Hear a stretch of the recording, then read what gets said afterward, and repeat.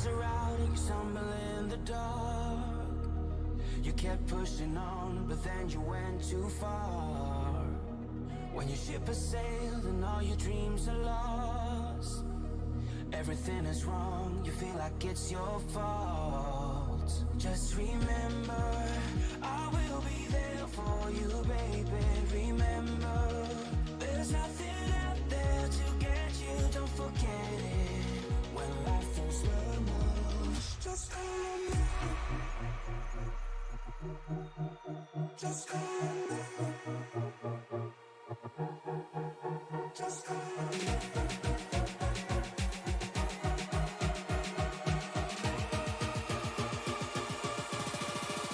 Just call on me.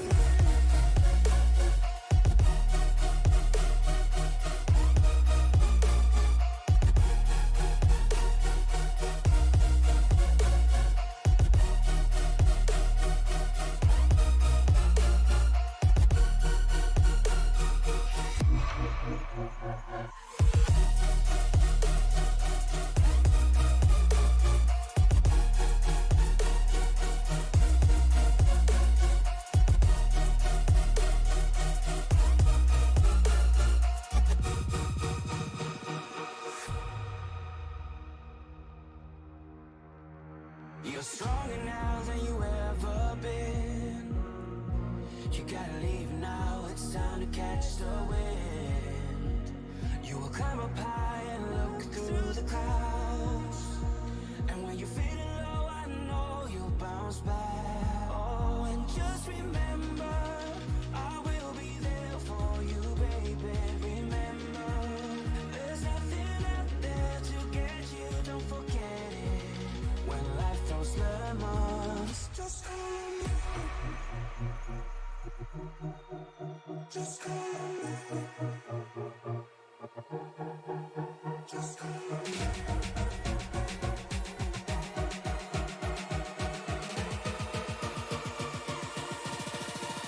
Just call on me.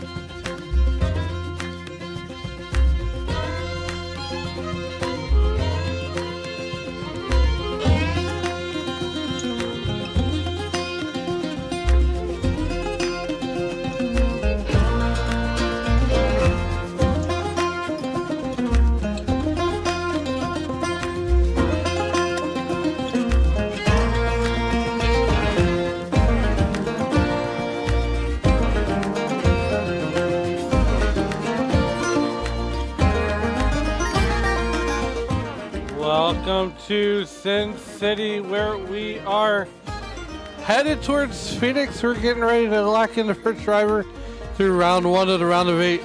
Welcome to Monday Night NASCAR. I'm your host, Alan Bergen, just south of St. Louis in the Tony Trapasso Memorial Studio, and I'm excited to be here. Dave is on assignment here tonight, but nonetheless, we're going to have a ton of fun. And here we are, the round of 8, as we get ready to work our way towards Phoenix here in just a couple of weeks' time. Right now, as we're just finishing up qualifying, Mike McConville out of Cape May, New Jersey, currently holds the fastest lap of the race with a 29.54. And I got to say, right now, it's looking like a Mike McConville, Parker Retzlaff kind of front row here tonight. Some other noticeable drivers here is we're going to get finished up with qualifying real soon. Diego Rodriguez out of the Outsiders AMA's racing stable is all the way back in 27th. So right now your heavy hitters in the qualifying rundown is definitely Mike McConville, Parker Retzlaff, Austin Green, Jacob Bradley, Christopher Tate. He laid down a lap of 29.60 with Austin Green splitting the difference. So we got about 30 seconds left in qualifying here. Once we make it official, we'll go ahead and bring up our pole sitter here out of Cape May, New Jersey. And as John Mazalak says in his postseason press conference, you're stuck with me tonight. You're stuck with me for the night. So, nonetheless, we're going to have a lot of fun here on Monday Night NASCAR and Sim Racing Media. What's that? Mama Mac checking in, saying hello, Mama Mac. As there is qualifying finishing up, and we'll see if we can't talk to the pole sitter tonight. But nonetheless, here's how qualifying all shook out. As we got a quick 5-minute warm up. Mike McConville sets the fastest lap of the qualifying session with a 29.54. Parker Retzlaff goes ahead and sets second quickest time. Austin Green will line up third. Jacob Bradley will qualify fourth. Rounding out your top 5 in qualifying here tonight is Christopher Tate. Taking a look at that race info. It is a comfortable 73-degree ambient temperature, a 19% relative humidity, and 76-degree air or track temperature with a 13-mile-an-hour wind. And yes, we are in Sin City here tonight. But let's go ahead, while we got a couple of minutes here, let's go ahead and talk to the driver out of Cape May, New Jersey, and that's Mike McConville. So we're going to go ahead and get him down to the booth. Mike McConville, down in the SRM booth. You got a copy? Yes, sir. How we doing? Hey, look, man. I hope you're going to be the show here tonight because you definitely were in qualifying and put that thing on the pole. Absolutely. We ain't just going to be part of the show. We're going to be the whole effing show. I like to hear that. Like, look, I'm filling in for Dave. As everybody knows, the SRM family is going to go ahead and bail out of town, and they left me the keys to the broadcast booth. I don't know if that's a good thing or a bad thing, but nonetheless, you put it down. You and Parker Retzlaff on the pole. What's it going to take to get that whole shot on Parker as you haul that number 1 Chevrolet Camaro into turn number 1? It's going to take some perfection. He is the guy to beat every week. So sitting on the pole, beating him in qualifying, it's a huge boost of confidence. But qualifying and race is 2 different monsters. So I was hoping we got one heck of a bullet for the long runs if we can get them tonight. And, man, if we could lock in for the round of 4 and not have to worry about Homestead and the devil that is Martinsville, we have a great chance. Absolutely. And so here, and that's the other thing is, here's the other thing too. So, here we are in the round of 8, working our way towards, Phoenix. And I know you and about, 4 other drivers say they can lock themselves in here tonight. But, what did you learn last night that you can apply here to Monday night? Last night, the track got real loose the more the sun went down. But I know how different the Cup car is from the Xfinity car. but just the track temps and like the wind direction, it's all roughly the same. So I'm thinking that it might act the same.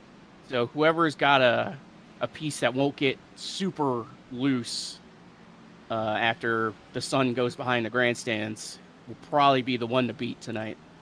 Well, man.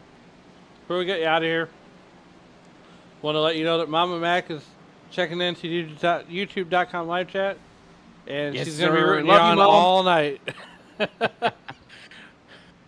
I want to give a quick thanks to Minto, man. He brought me into the FERDA team. He's reinvigorated the fire under my butt these last 2 weeks. And, man, he has been the biggest coach for me this past week, getting things ready. And we're going to bring it home tonight for FERDA. Absolutely. As we get ready to get you gridded up, we're going to go ahead and get you back up to that FERDA Motorsports team. And hopefully we'll be talking to you on the other side. Yes, sir. That's the plan. All right, that's the voice of Mike McConville out of FERDA Motorsports as we get ready to rock and roll here tonight for, I would say, a good show. We're going to be in for a good show.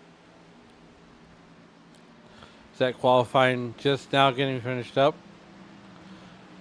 And when this gets switched over to the grid,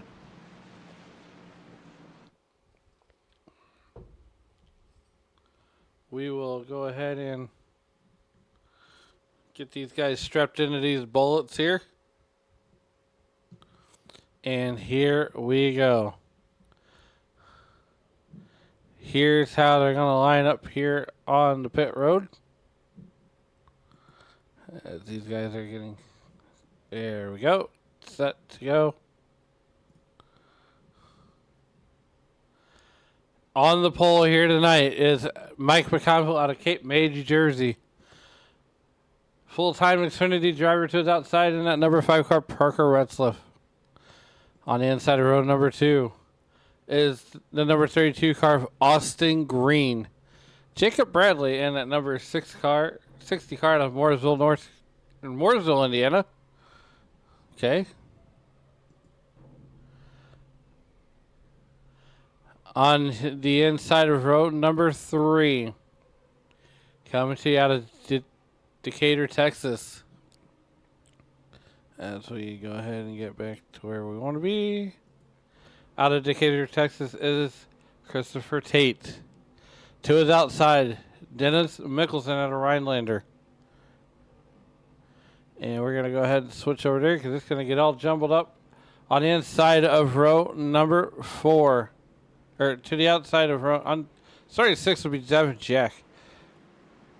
Starting in that number 7 spot on the inside of row number 4 will be Brockton Packard. Devin Jack will be starting 8th. Daniel Moynihan. All the Moynihan fans, please stand up. He'll be starting 9th. Starting 10th will be Trent Curtis. Starting at 11th will be Alex Princeton. Will Young will start 12th. A little bit deeper in the field. Starting 13th will be Brandon Minto. 15th will be Ethan Ball. Jeremy Brown will be starting 16th. Claude Ferland will be starting 18th. 19th will go to Keith Black. 20th will go to Tyler Chalk. Noah Hamilton will be starting in that 21st spot. 22nd will go to Aaron Mack. Randall Watkins will be starting in that all-important 23rd spot. 24th to go to Nick Hansen as we check out the rest of your field. But nonetheless, we are getting ready to go high, wide, and handsome. Barney's got the green flag in the air. There's only one thing left to do. It's time to pull the 5-point harness. Wipe the visor. Dave, settle in. Eat some popcorn because it is showtime in Vegas.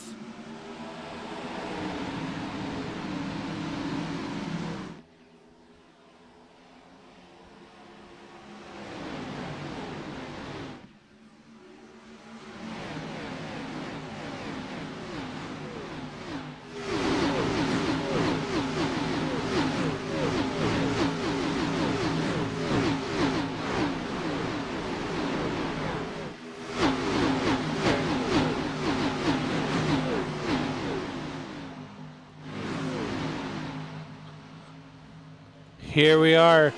1 2 laps in here, and these guys are going to get cranked up to crazy here. Mike McConville out to their early lead.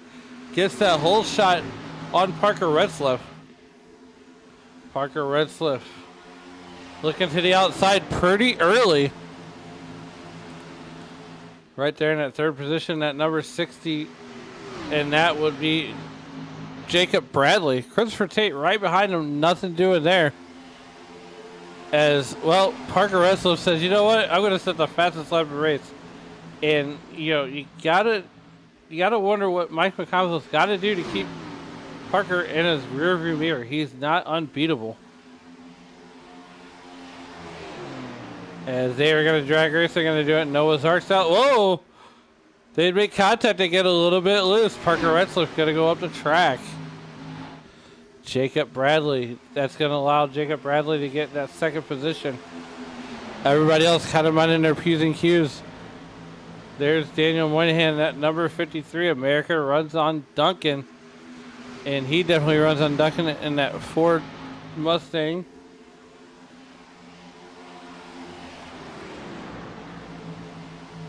Trent Curtis back there in that number 13 car. That's South Point sponsored number 13 Chevy Camaro. We're working lap number 4. Devin Jack riding in there, and oh, take it easy, guys. We got a long ways to go and a short time to get there. And we are under our first caution of the night. And it comes to lap number 5. It's gonna see. Hello. There you go. Let's see what happened here.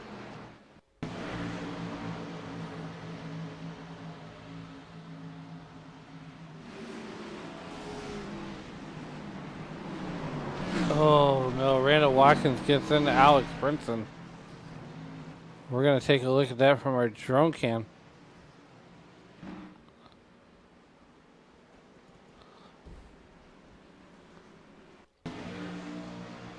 There you see it. Oh. Alex Princeton just gets into that 25 car, and there's no saving it at this point. That's going to effectively end the night of a couple of drivers. Here we are back out to the live shot. Lap 5, we're under caution number 1 for cause.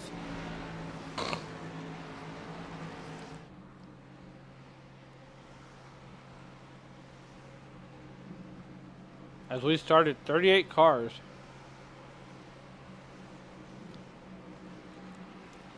Or we started 34 cars, rather. No, 38. Yeah, we started 38 cars. Steve Herring, Andrew Deemer, and Dan Morgan not making the race here tonight.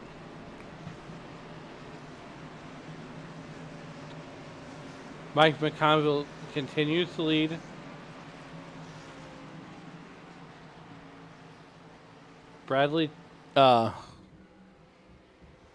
Jacob Bradley is running in second. Christopher Tate running in third. Parker Retzlaff mired back there in that 4th position, down 2 spots. Now, everything here tonight is going to have playoff implications. You want to lock yourself into that top 4 early. After 201 laps, who's going to go to Phoenix racing for a championship? Who's going to be able to take a mental break for the next 2 weeks? Well, we're going to find out.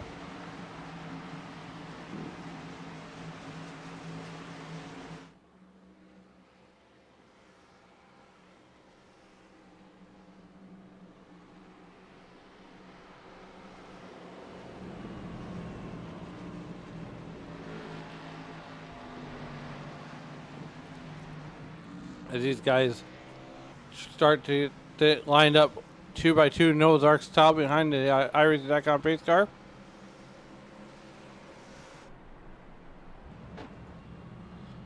There you see the view from Mike McConville out of Cape May, New Jersey.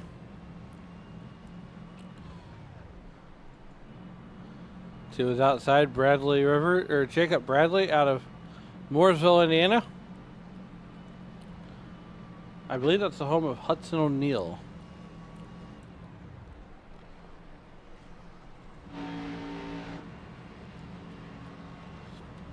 Right on board with Parker Resliff.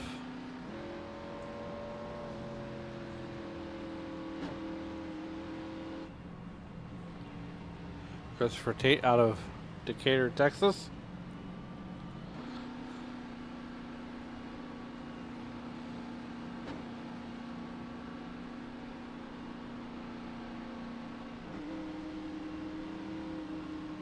So we get ready to bring him back to green flag here on lap number 8. You're going to be riding on board with none other than Christopher Tate as we come back to green flag racing.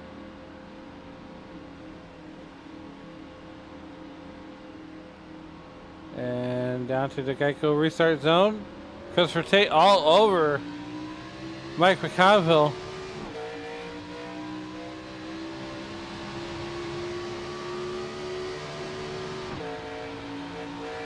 You can see Christopher Tate come up through the gears.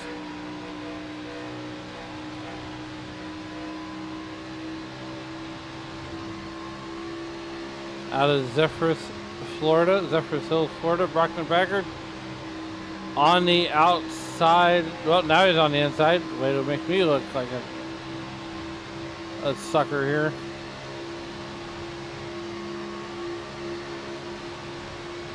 Oh boy. Ooh, ooh, ooh, ooh. We're on lap number 10. You take it easy now. We're going to come on out to the live shot here. To the wide shot. Aaron Mack back here in that number 31 car. Sporting the purples here tonight.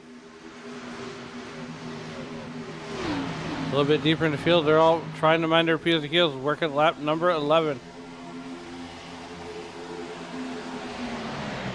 We got a new award here. We just started. It's called the Allen Experience Bonehead Move of the Race. I kind of like that.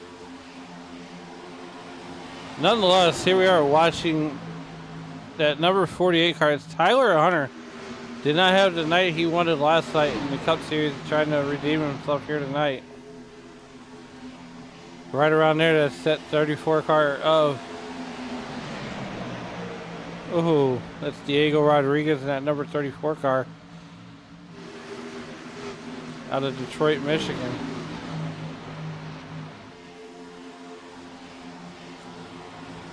There's that number 45 car, Noah Hamilton. And right behind him is that number 3 car, Ron Fitting. And that beautiful looking Toyota, number 3.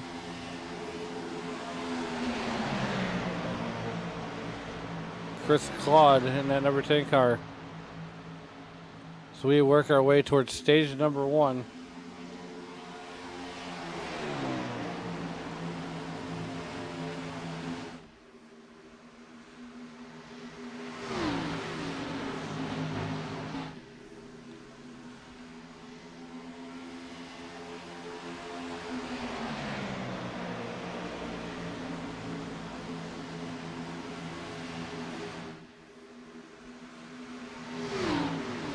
As stage number 1.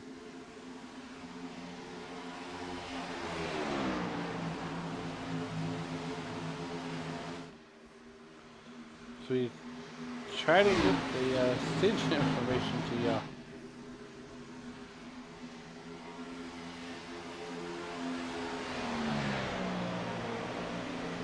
One second.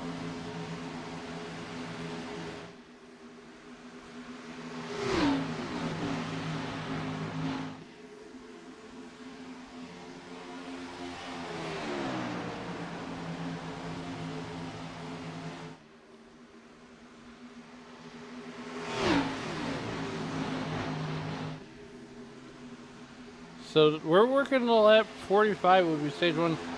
Stage 2 would be lap 90. They got 5 sets of tires. They went green here at 4:30 p.m. in sim time. So lap 45 would be the stage. So once we get to lap 45, the 10th car in line will trip the caution. As Mike McConville, as I was looking that up, Mike McConville pulled all the way back to 4th, or 5th rather, out of Cape May, New Jersey.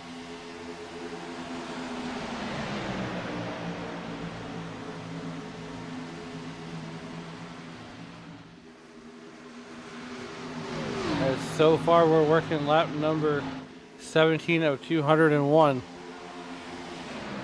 Parker Retzlaff doing Parker Retzlaff things. And here's Christopher Tate doing Christopher Tate things. And Christopher Tate's getting it done there. And like we saw last night, you don't want to go to the high side too early. As Parker Retzlaff's going to use up all of the racetrack, including the apron. And he's going to get the lead back pretty handedly. So we got a battle for the lead. Door, bumper, and he's all the way clear. As we got a driver back there trying to knock down the wall.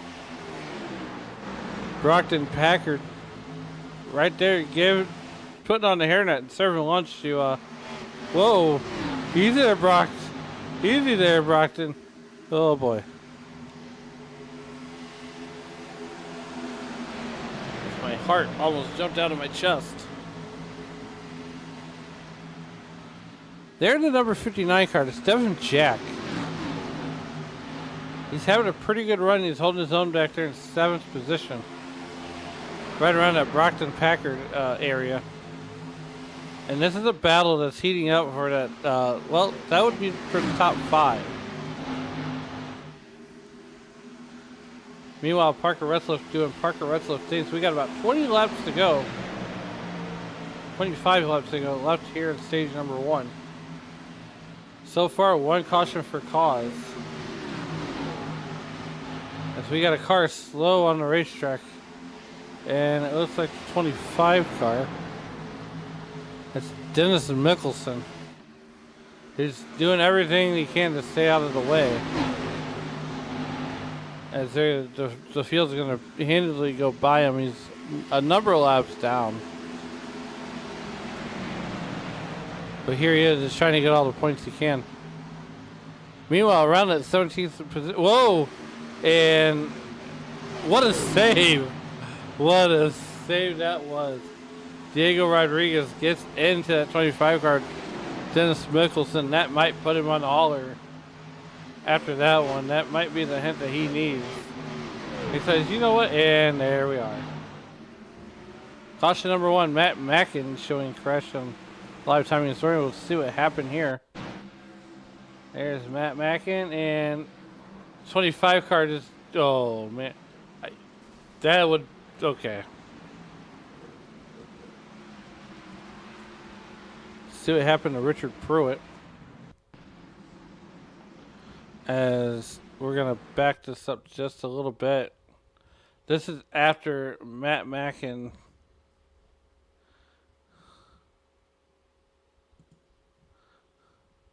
Here we go.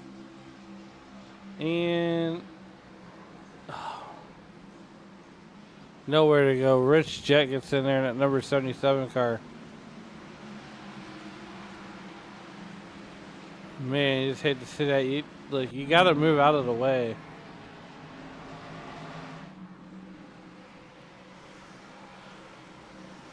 Second caution of the night for cause here tonight, and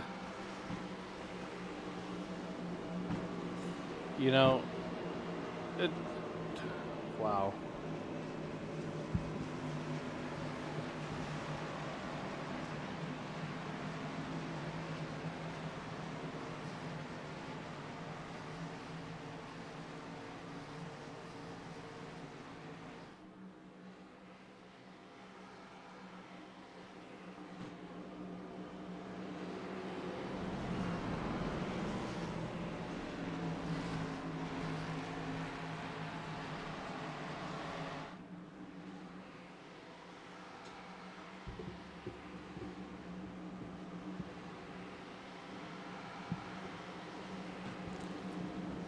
I want to thank everybody for joining us here in the YouTube.com live chat, making Sim Racing Media and the Monday Night NASCAR your entertainment destination here. As we're getting lined up here Lap 23. We might see some guys come down pit road, play maybe some mind games. It looks like everybody's going to stay out, as we only got 23 laps on the tires here. We're going to get lined up here 2x2 nose arc style behind the iRacing.com pace car.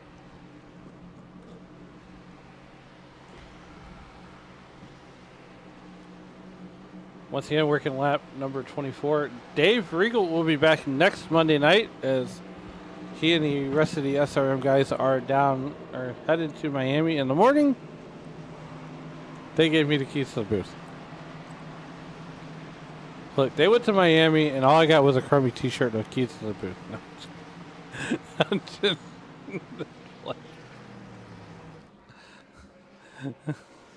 maybe they'll bring me back a key. Maybe they'll bring me back a keychain. I don't know.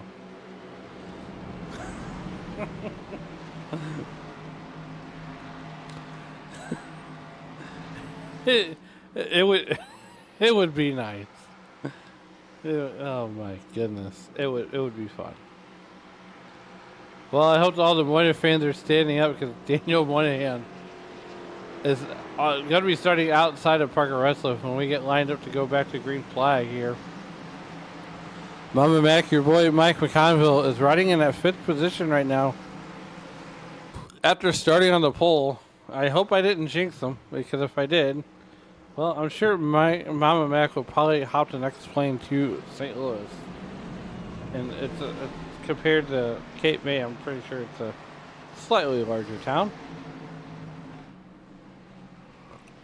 But here we are.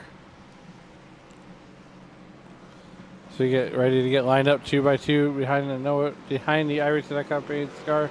Noah's Ark style, 2 of everything.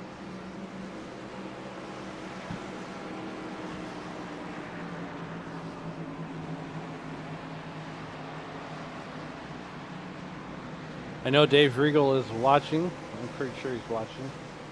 I haven't got a text yet. Maybe I don't think the booth can get a Allen Experience bonehead of the night, but I don't know. Maybe they can.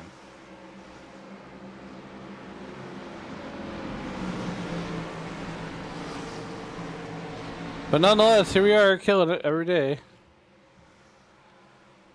Yeah, lights are out along the speedway. The lights are out on the iRacing.com pace car. Parker Retzlaff in control of the field here tonight. Started second, he's up 1 spot. Daniel Moynihan started 8 spots, or he's up 7 spots rather. As Barney's got the yellow flag in hand, now he's gonna switch it. There you go, he's got the green. And there we go, Parker Retzlaff, Daniel Moynihan. Parker Retzlaff on the button. And we are back to green flag racing here in Las Vegas.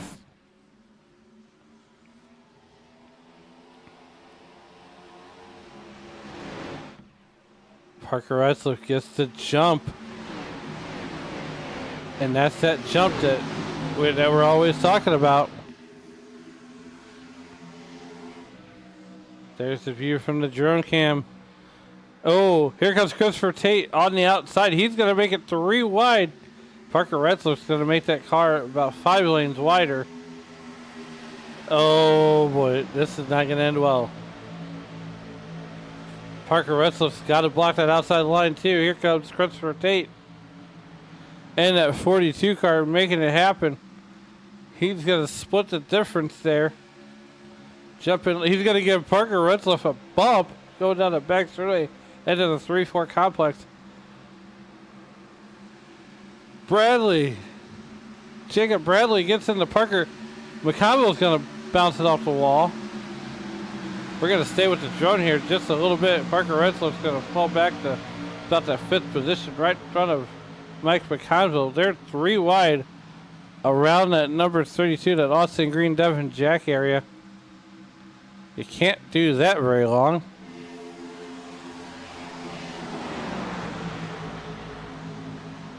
Young Campbell checking in the YouTube.com live chat saying 53 in a great position. Yes, for now. Devin Jack, Austin Green, 2x2 Noah's Ark style. Jeremy Brown in that number 46 car.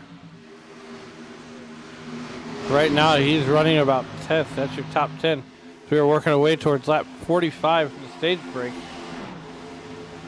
Christopher Tate doing Christopher Tate things. He's out. Oh, we got the third caution of the night. And this one was brought to you by Austin Green.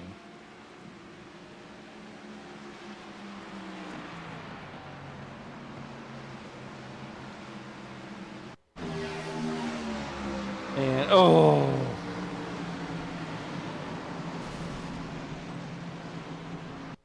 Austin Green had a little help from his friend.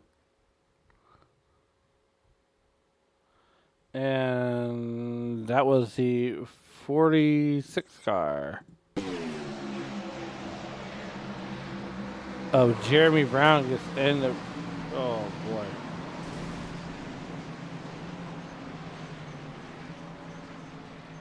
Well, if Austin Green didn't need a chiropractor, he does now.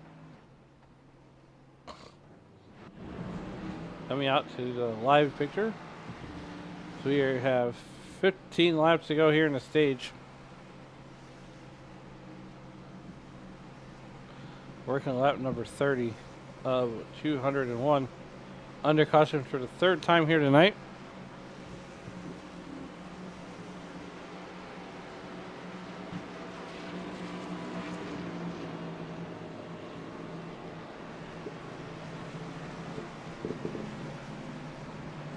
And now it's going to start becoming a game of attrition. As these guys are going to start outlasting everybody. Jacob Bradley, they're running second. Daniel Moynihan running third. So we bring up that weather one more time. It is now 72 degree air temperature. That track temperature not changing too much, and the humidity has gone down. As well, it's clear sky. Now the wind has slowed down just a little bit, as it is now 4 o'clock in Sim. So I would imagine that we're going to be racing into the evening, and possibly finishing this thing under the lights. We work lap number 31. So Christopher Tate, Jacob Bradley, Daniel Moynihan, those are your top three. So if the race were to get race shortened and end right now, that would be your podium.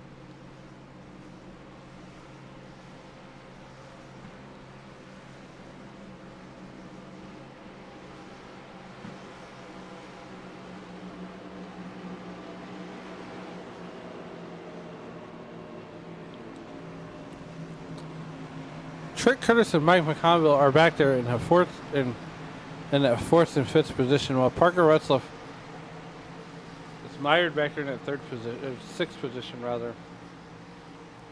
As we get ready to come back to green flag conditions. Christopher Tate and Jacob Bradley, they will be bringing us back to green.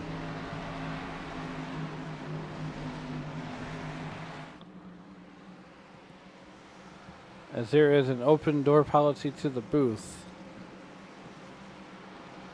We don't let just anybody in, but you never know who's going to show up.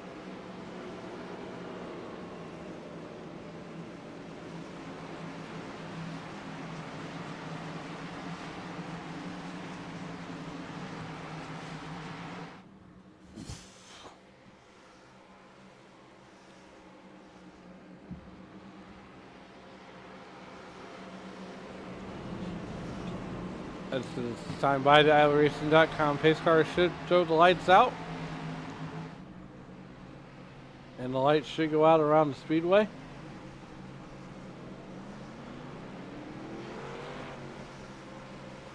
There they go. The lights are out on the speedway. Lights are out on the pace car. We're getting ready to go back to green here. We're working our way towards lap 45 for the stage break. So just 12 laps to go left here at stage number 1.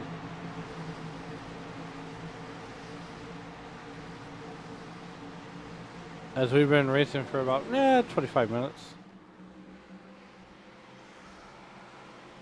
I want to thank everybody for making Sim Racing Media and the Monday Night NASCAR Xfinity Series your entertainment destination. Jacob Bradley, Christopher Tate, your front row. Daniel Moynihan, Trent Curtis, your second row.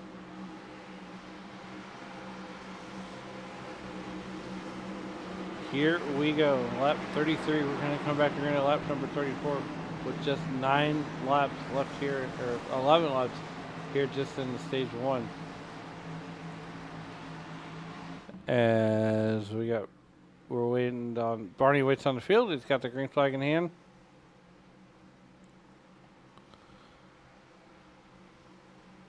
They're going to play nice, be nice, be nice.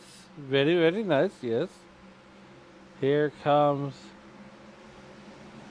Christopher Tate on the button, and we are back to green flag racing here in Las Vegas. Christopher Tate's going to get the whole shot, if you will. And here comes Daniel Moynihan. He's up to second position on the inside line. And these guys are going to start getting cranked up to crazy here as we're going to work to the end of stage number 2.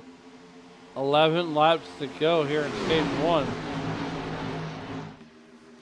Mike McConville into the stage points as he's got Parker Retzloff right behind him.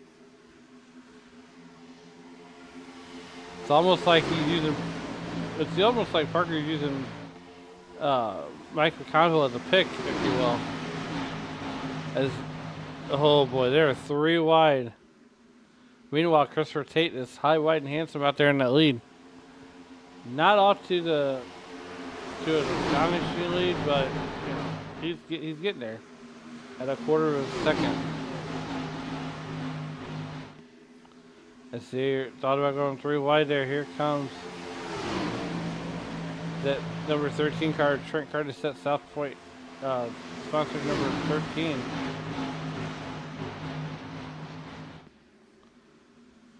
Daniel Moynihan bringing up to 4th position. He wants 4th and a little bit more. Parker Retzloff venturing to that outside as these guys are trying to knock down that wall.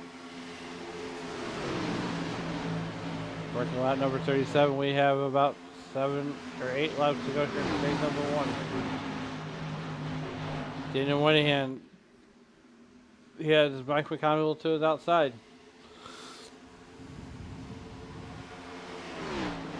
Meanwhile, nothing doing here as Jacob Bradley and Christopher Tate are battling it out hard for the stage win here. We're working lap number 38. We got about 7 laps to go.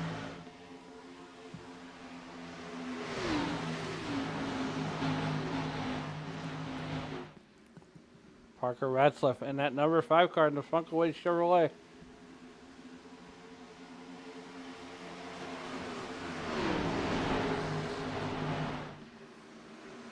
He's got that number 13 car, Trent Curtis, all over his back bumper. But meanwhile, kids, not all heroes wear cape, but here comes Mike McConville.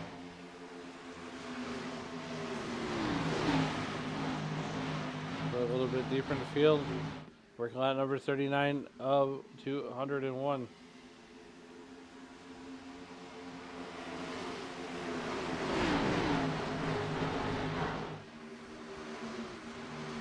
Getting into that all-important lap number 45.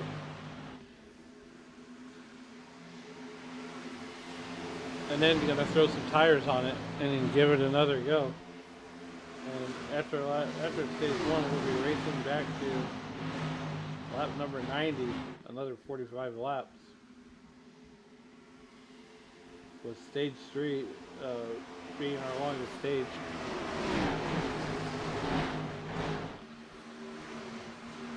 Christopher Tate in that number 42 car continues to lead it.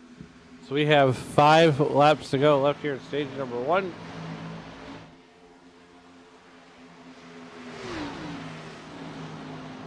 A little bit deeper in the field, there's Diego Rodriguez as he's got Aaron Mack and Tyler Chalk right behind him. Ron Fitting. And, oh no, Brockton Packard. That happened right in front of us. Let's see what caused this one. Get Diego Rodriguez.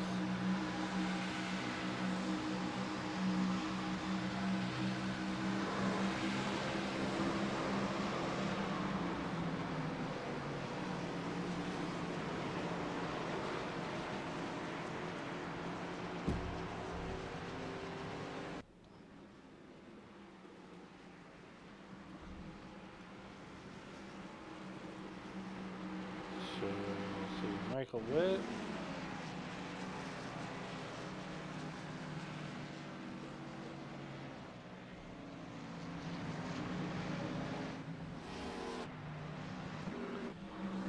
Well, we're going to do this. We're going to go ahead and step aside. We got about 3 laps to go. I would imagine this would be the stage. So we're going to see wholesale pit stops.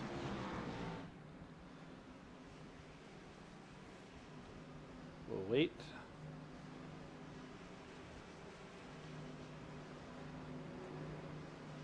We'll wait. Christopher Tate, I believe this would be the end of stage 2, or stage 1, because I don't think there's a way to, I would believe that this would be the stage.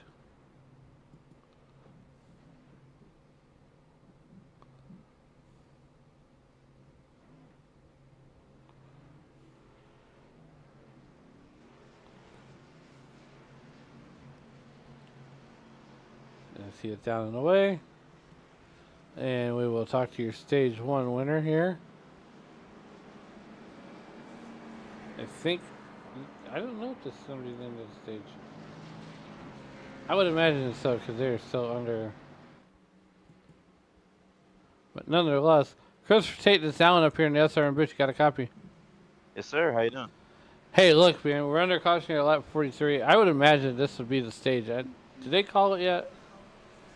Yeah, I think so. I had race control muted, so I was told that was the stage, so I'm assuming we're all good from there. Just fixing to go green. Well, nonetheless, as we're getting ready to go green here, what's happening right now is you are doing some incredible things out there on the racetrack. Take us through that first stage, and what did the car feel like as you were working our way towards lap number 45 here? It felt pretty good. Racing there at Parker, they got a little bit loose. Kind of burned up my tire up there, so I just kind of trying to hold on there at the end. So I saw Jacob Bradley coming up strong, so I was just trying to hold him off there at the end of the stage. Well, look, man, what is it going to take for that 42 car to go back to back here in the stages? A lot of speed and no mistakes. There's a lot of good drivers in this field. I mean, as you know, Parker, he's got, I think, like 13, 14 wins, so he's obviously the guy to beat along with all the other playoff guys. All right, man, before we get you out of here, good luck, and we'll hopefully see talking to you on the other side of this thing. I appreciate it. All right, and that was Christopher Tate, your stage 1 winner out of Team Rogue. We're going to get him back with his teammates. So we're getting ready to come back to green flag once again.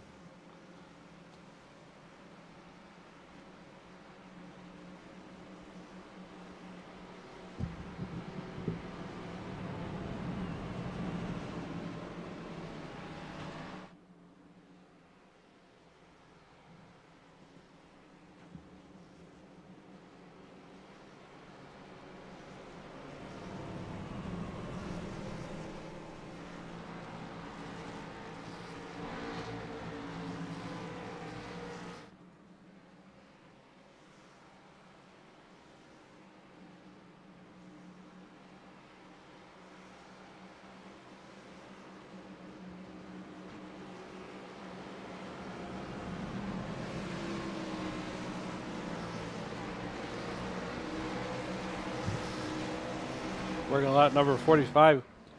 As the lights are out on the iRacing.com pace car, we're working our way towards the green flag here on stage number 2.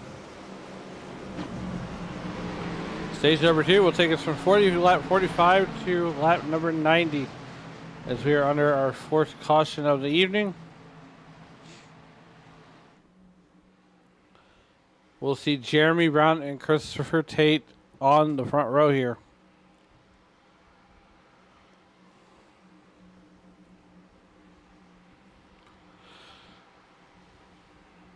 Trent Curtis, Mike McConville in row number 2. Well, Jacob Bradley and Diego Rodriguez. Diego Rodriguez finds himself up 21 spots here in that number 34 car.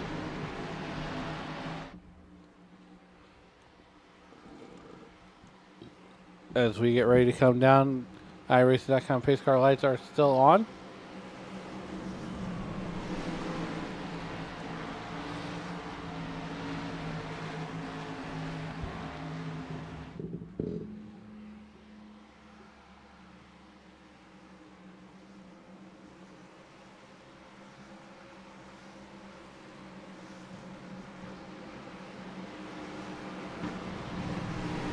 Lights on the pace car have been extinguished.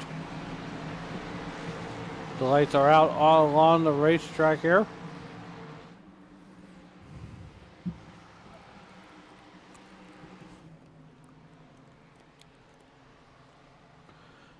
Coming back to green here at lap number 46. Barney's got the yellow flag in hand. He's getting ready to swap that on out for the green flag. Once he sees the field in the field of vision.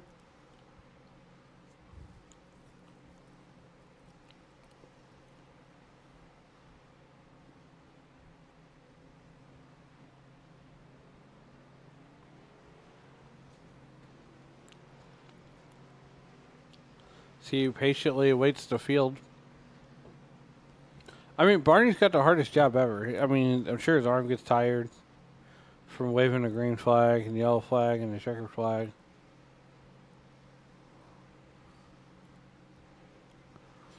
He's got that green flag in the air. iRace.com pace car makes a hard left turn. Christopher Tate, Jeremy Brown on the button. And we are back to green flag racing here at Las Vegas.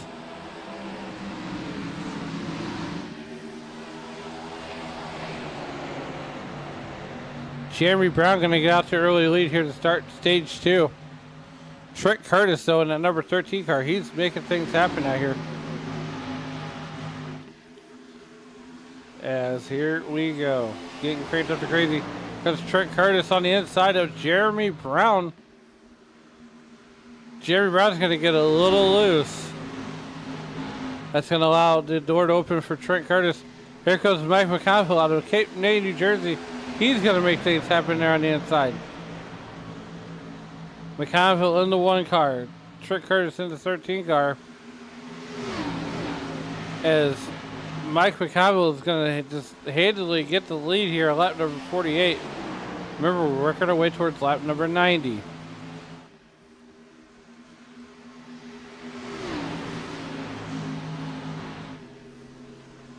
Right now, Trent Curtis, Jacob Bradley, and Diego Rodriguez.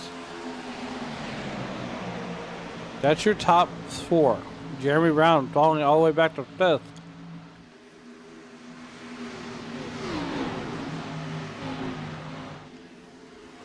Christopher Tate in that number 42 car. He fell all the way back to 6th.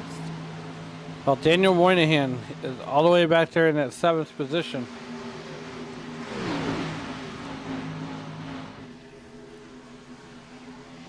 Working lap number 50 of 201. We're going to go ahead and step aside, pay some bills here at Sim Racing Media. We're going to go side by side, and you won't miss a thing here on Sim Racing Media. We'll be right back.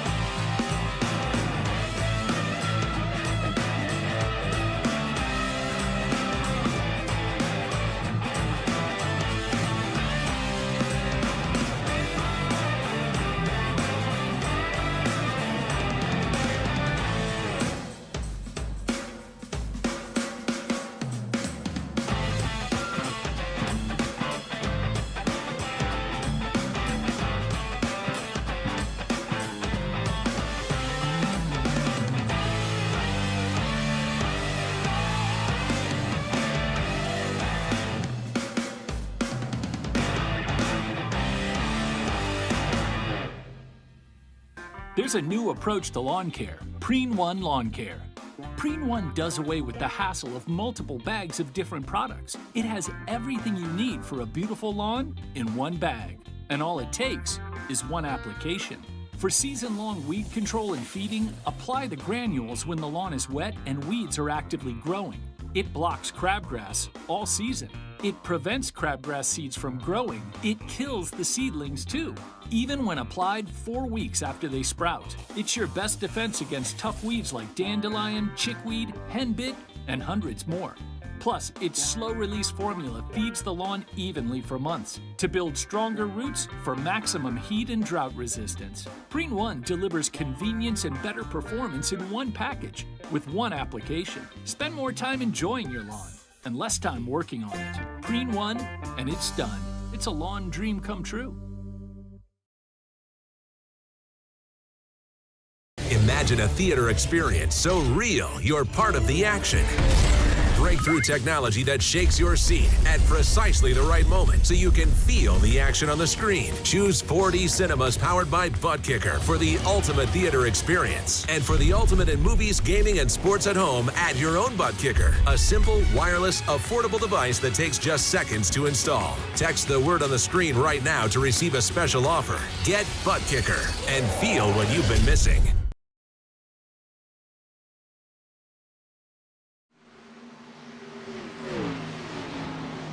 Welcome back to Las Vegas, where Christopher Tate is doing Christopher Tate type things. As right now, Daniel Moynihan currently resides in that second position. As we got about 30 laps here to go, left stage number 2. Mike McConville out of Cape May, New Jersey, has fallen back to third, briefly taking the lead back. And Mama Mac,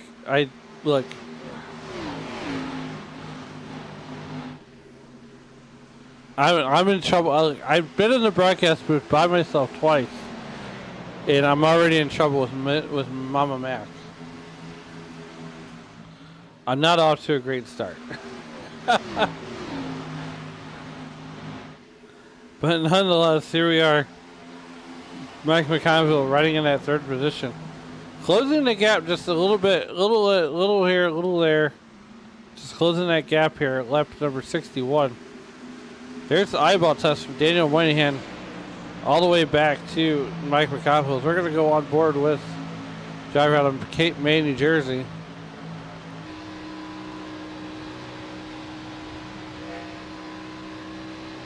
As you can see right there, there's the eyeball test.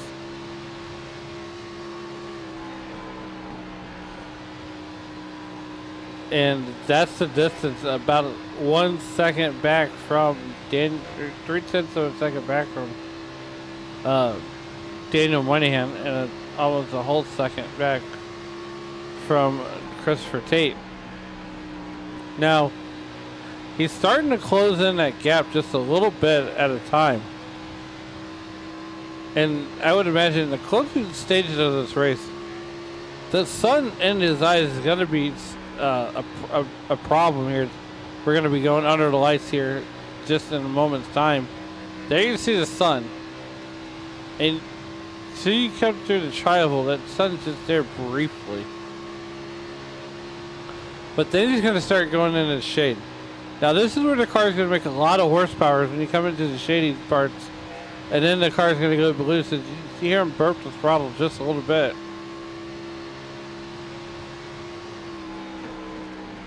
And you can see it just inches way closer and closer to Daniel Moynihan as he gets a little loose coming off the floor that time.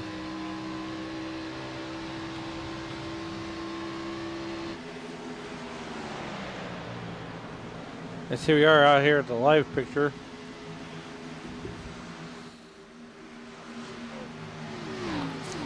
Now just beyond Mike McConville, it's Trick Curtis and Parker Retzlow. Working lap number 65, so we got about 25 laps here left in stage number 2. Stage number 2 a lot cleaner than stage number 1 right now, I tell you that. Looking a little bit deeper in the field, we're going to go ahead and see what iRacing is going to deem as most exciting thing on the racetrack, and that's Claude Ferlin.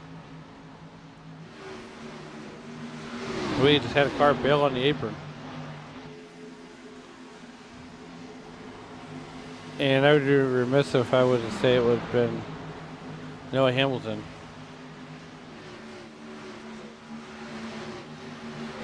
Need a narc, I know a guy.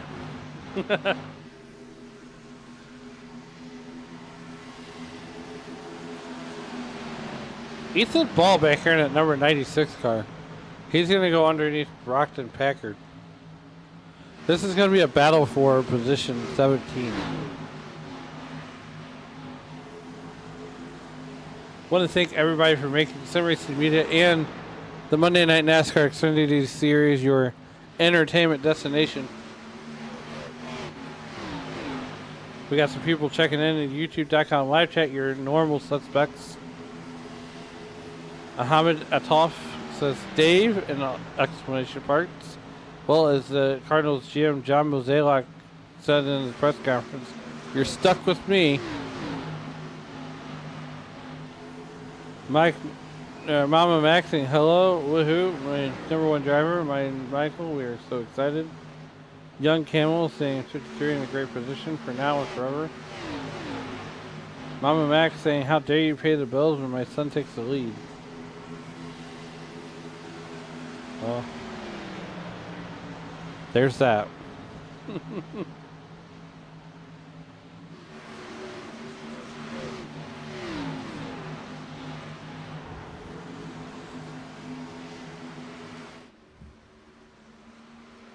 As we are working our way towards lap number 70, 90 is the stage. Stage 2 relatively cleaner than stage 1.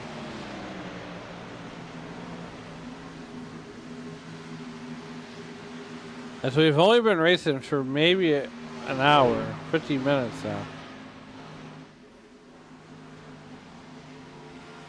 That's my golden retriever is cheering on Daniel Moynihan. As we're missing all the Moynihan fans.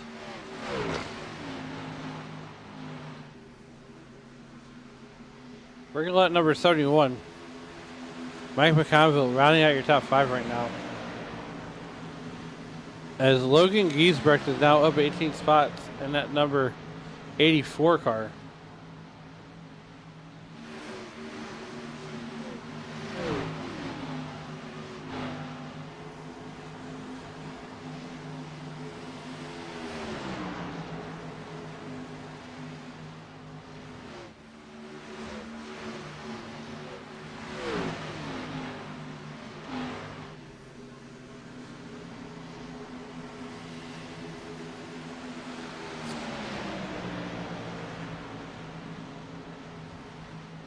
Right now, Ethan Ball continues to be in that 16th spot. Noah Hamilton is mired back here in 17th. He's down. He's up 4 spots from where he started. Brockton Packard down 12 spots. He had an earlier incident. Then you got the Chief Cook and Bottle Washer, Chris Claude here at the SNN Series Racing Family, along with the Monday Night NASCAR guys.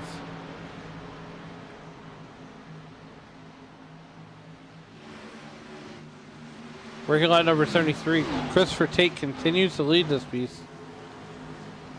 While Parker Retzloff is mired in a 3rd position, trying to do it Mike McConville couldn't, and that's take the lead. Working line number 74 of 201.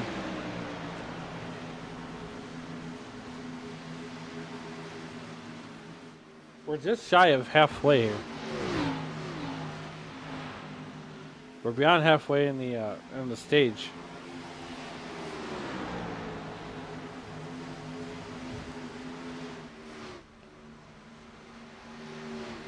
As Christopher Tate continues to do Christopher Tate things, he's about a half second ahead of Daniel Moynihan and Parker Retzloff. Whew.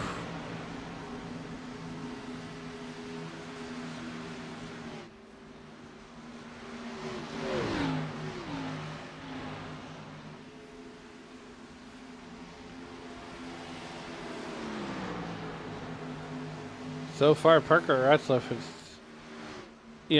he's riding in that third position right now. Now, so far, all the times are really close together. Just until you get down to Rich Jett and the double national at number 77 guard. Then they're not so close together.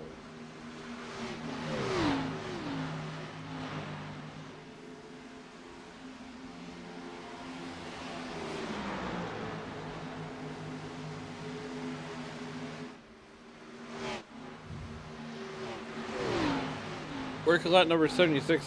Christopher Tate doing Christopher Tate things. And here comes Parker Retzlaff. He's looking to the outside of Daniel Moynihan. Now he's going to look to the inside. He's got to figure out how to get around Moynihan.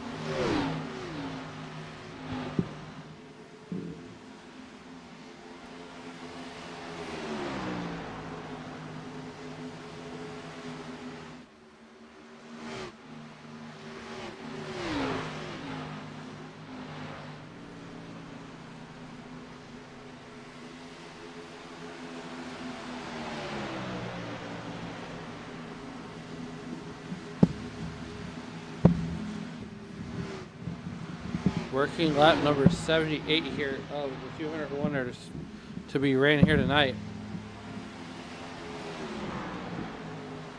And this is where we're going to start seeing Parker Retzlaff doing Parker Retzlaff things. Now, here's the thing about Parker Retzlaff. Is working lap number 79, we're at about 12 to go here in stage 2. Stage 2 cleaner than stage 1. You're just the other way around. These guys are minding their own P's and Q's. Michael Conville out of Cape May, New Jersey. He is riding back there just outside the top 5. But he's got Jeremy Brown right behind him. And he's in good company with Diego Rodriguez. Some other guys we haven't touched on here tonight. Back there in 17th, that is Brendan Minto and that Miller Light number 12 Ford. And just right behind him is the 88. Oh my God, he's got Oreos on his car. Mike's got Oreos. He got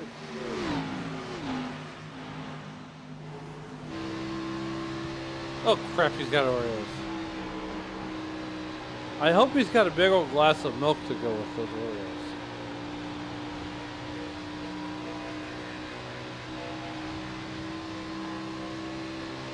Mike Witt out of Bristol, Tennessee.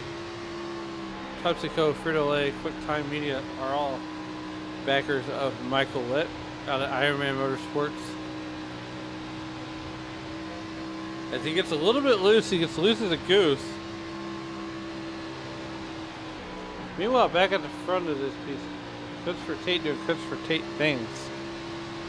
Driver out of Decatur, Texas. We come back out to the live shot here. It's a wide picture. There we go. And now Parker Retzlaff is all done but caught and then passed Christopher Tate. Here we go. Just as I say that, here comes Parker Retzlaff on the inside. Door bumper not so clear.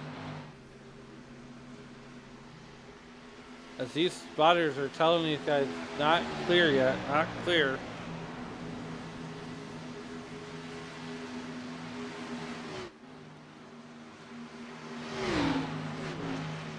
But here we go. Here's Christopher Tate doing Christopher Tate things. Now, here... next week we're at Homestead, so, we want to try to notch our... to punch our ticket in the Final Four right now.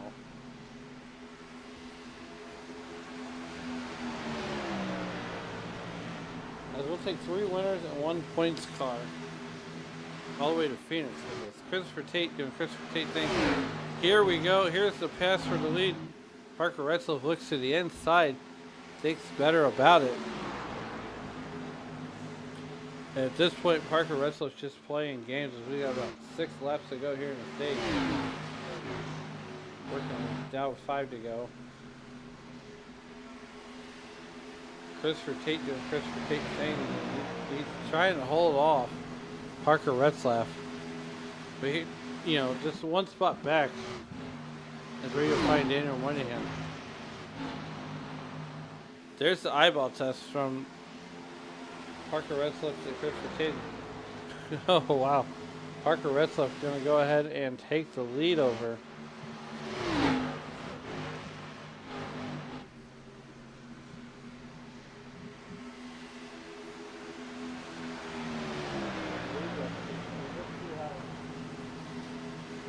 Let's see how this happened. There goes Parker Retzlaff coming off of turn number 4. Parker, oh, gonna get a little bit loose, and oh, there we go. That'll have to every single time.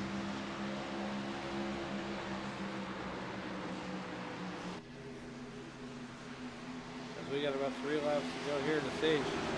Pit road's gonna be closing pretty soon, so we're gonna see wholesale pit stops before too long.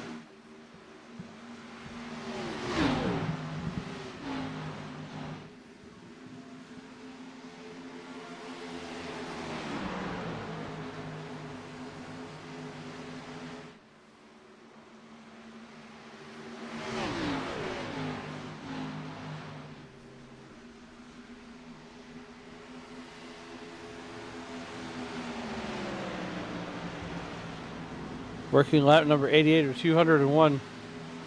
Christopher Tate continues to lead this thing as we're getting near the end of stage number 2. Parker Retzlaff hard on his tail. He's going to look to the inside. Can Parker Retzlaff get to the lead here by the end of the stage? As looks like we got a car spinning. John Wilco went off the track. Let's see what happened to John Wilco.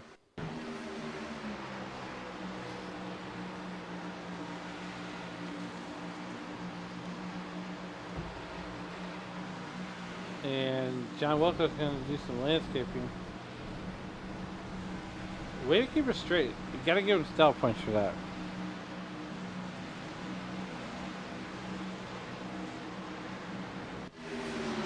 Here we are, lap number 90. Parker Retzlaff in the lead for the moment. Here comes Christopher Tate to get the lead. Here comes Parker Retzlaff battling back. He's got a dirt track at around 1 and 2.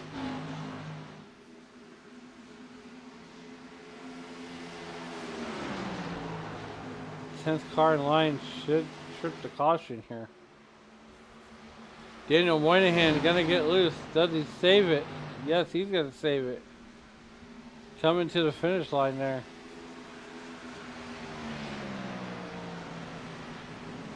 There it is, caution number 5. That is the end of the stage.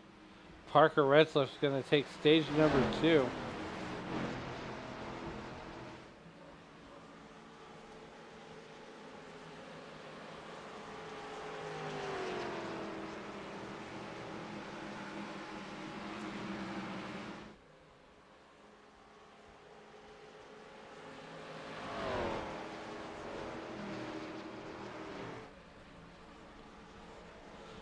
Parker Retzlaff, your stage number 2 winner. Stage 2 was a lot cleaner than stage 1, I tell you that right now.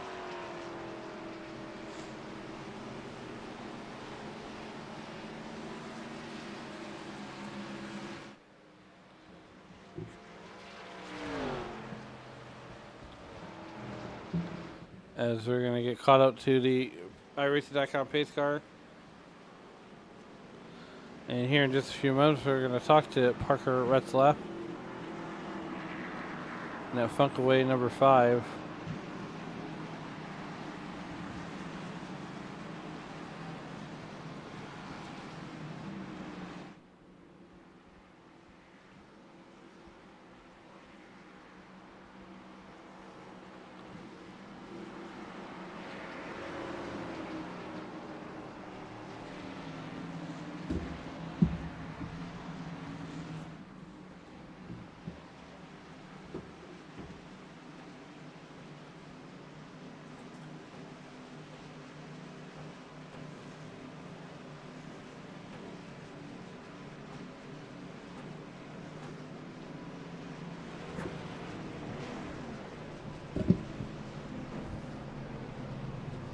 These guys are making their wholesale pit stops here.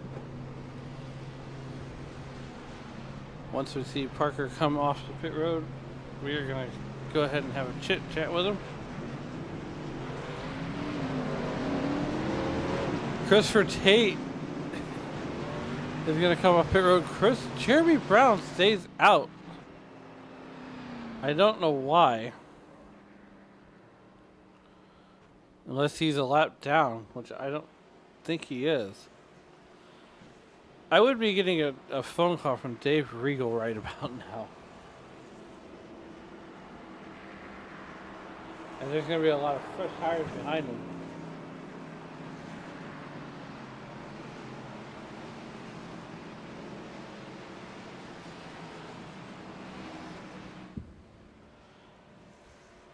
As they're going to make short work of this caution period.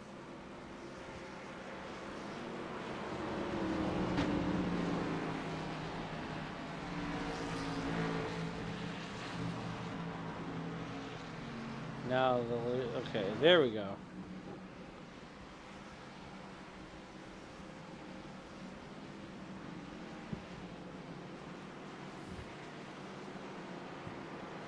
As we are waiting an ice cold beverage to get back down here to the broadcast booth, and we'll be right back.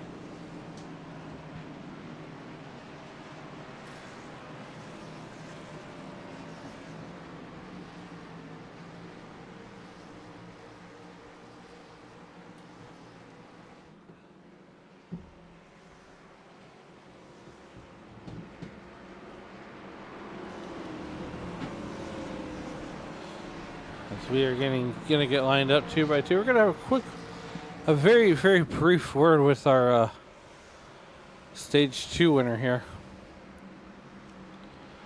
of Parker Retzlaff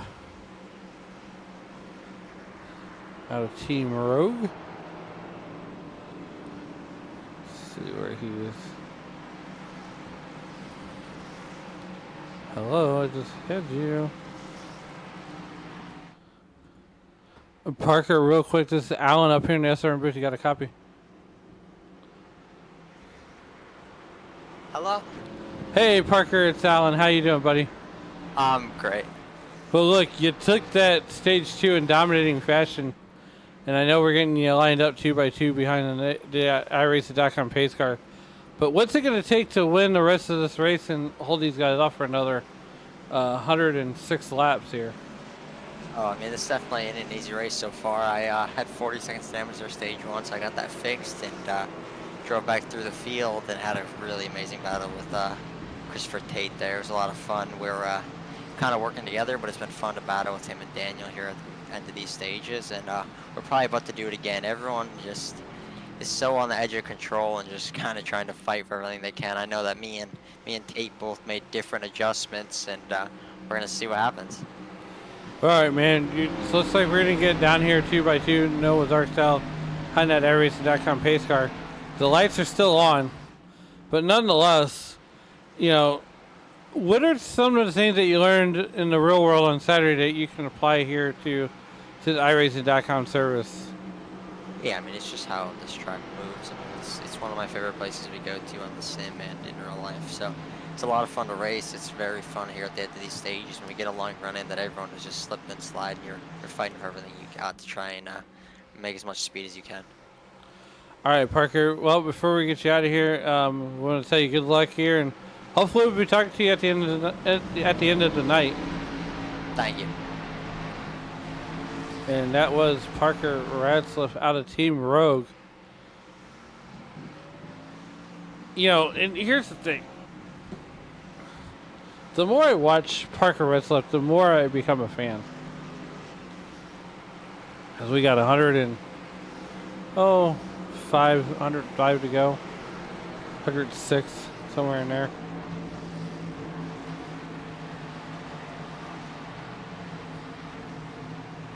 As you know, as Christopher Tate's going to have to get the hole shot there off of Parker Retzlaff. Mike McConville taking an extended stay on pit road. He's going to come on off pit road. That's going to put him all the way back to 25th on the board. 26 now. I think he had an issue. Meanwhile, the lights are extinguished out around the speedway and on the iRacing.com pace cars. We're getting ready to come back to green-like conditions. Tate Retzlaff on the front row. Teammates there in the Team Rogue Racing stable. So we get ready to begin stage number 3, the third and final stage here. The iRacing.com pace car pulls off, makes that hard left turn. Christopher Tate's going to be on the button with Parker Retzlaff to his outside. You can see the exhaust, the little flames coming out of the exhaust here. We are getting ready to finish this one out here, lap number 97. Working away towards lap 201. Here we go. Stage number 3 is underway.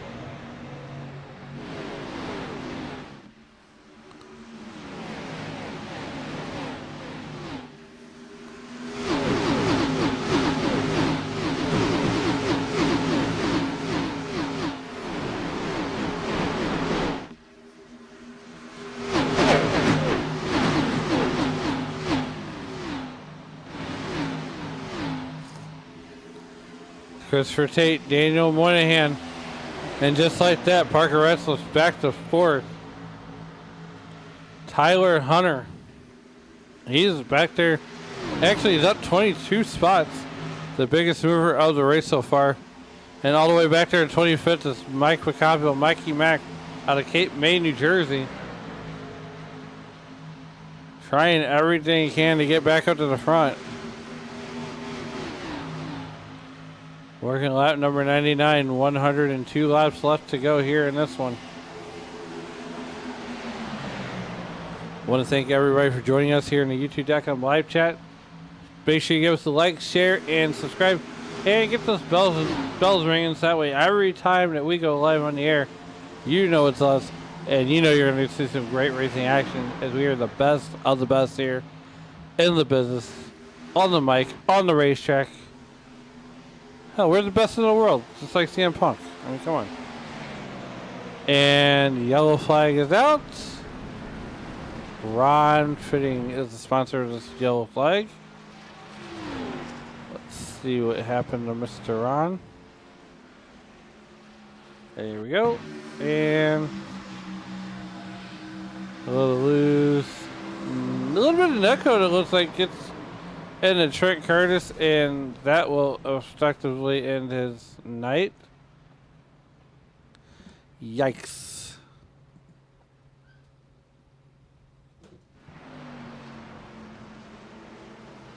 A 100 laps left to go here. We're going to go ahead and step aside and pay some bills here on Sim Race Video. We're going to go side by side, and you won't miss a thing here. We'll be right back with a word after a word from our sponsors. Imagine a theater experience so real you're part of the action. Breakthrough technology that shakes your seat at precisely the right moment so you can feel the action on the screen. Choose 4D Cinemas powered by Butt Kicker for the ultimate theater experience. And for the ultimate in movies, gaming, and sports at home, add your own Butt Kicker. A simple, wireless, affordable device that takes just seconds to install. Text the word on the screen right now to receive a special offer. Get Butt Kicker and feel what you've been missing.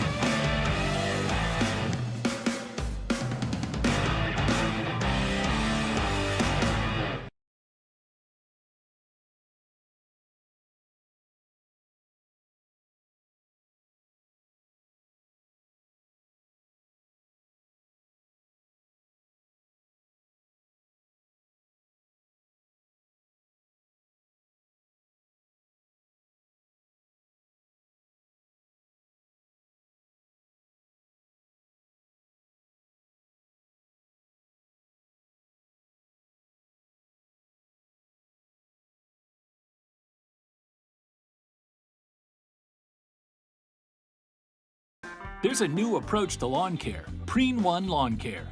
Preen One does away with the hassle of multiple bags of different products. It has everything you need for a beautiful lawn in one bag. And all it takes is one application. For season-long weed control and feeding, apply the granules when the lawn is wet and weeds are actively growing. It blocks crabgrass all season. It prevents crabgrass seeds from growing. It kills the seedlings too, even when applied 4 weeks after they sprout. It's your best defense against tough weeds like dandelion, chickweed, henbit, and hundreds more.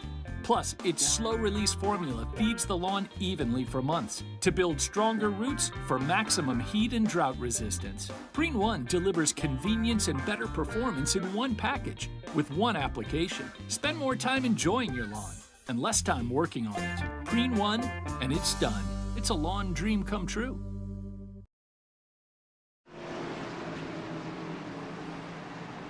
Welcome back to Monday Night NASCAR, the Xfinity Series, where Daniel Moynihan is now up in front of here. We're just getting ready to go back to green flag as iRacing.com pace car pulls off. Daniel Moynihan on the button. Here we go. Moynihan, Hunter on the front row, and we are back to green flag racing here on lap 104. 100 back to green flag racing as Daniel Moynihan gonna get the whole shot out of here. Lap 105. We got 95 laps till the end. Breaking news out of the dirt world as Jonathan Davenport and Kevin Rumley will reunite for 2 big events in early November.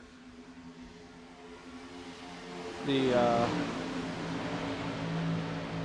3-time Lucas Oil Dirt Late Model Series champion and Longhorn chassis engineer Kevin Rumley will team up November 2nd through the 3rd at the National 100 at East Alabama, as well as November 6th through the 9th at the World Finals at the Dirt Track in Charlotte for the World of Outlaws. Davenport will drive the number 6 machine for a total of 5 nights across 2 events. As we are under caution for the 7-time Logan Giesbrecht and Keith Black are the sponsors of this caution. Here we go.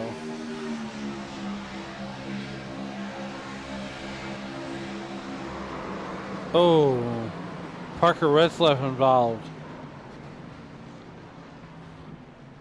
Let's back that one up just a little bit further here.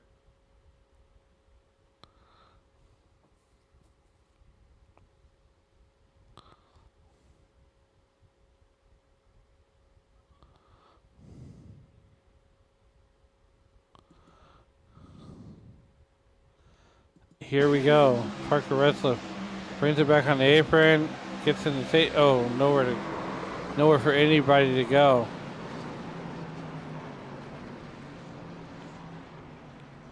Just hate to see that for these guys.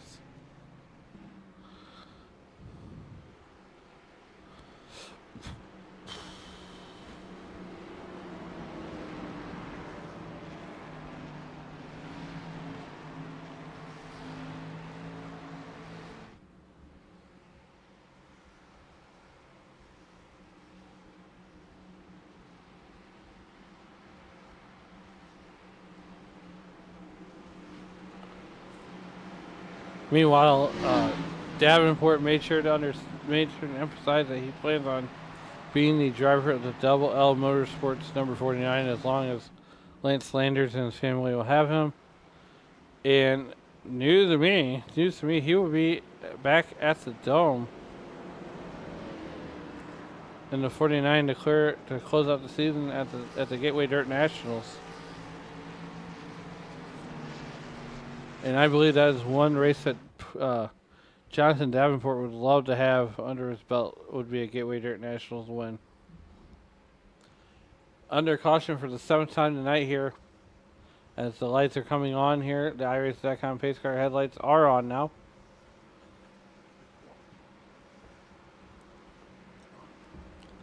Mike McConville mired in the 18th position is well,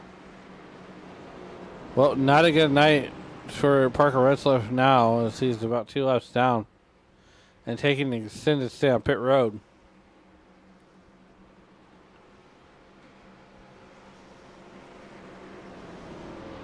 No fast repairs in this league.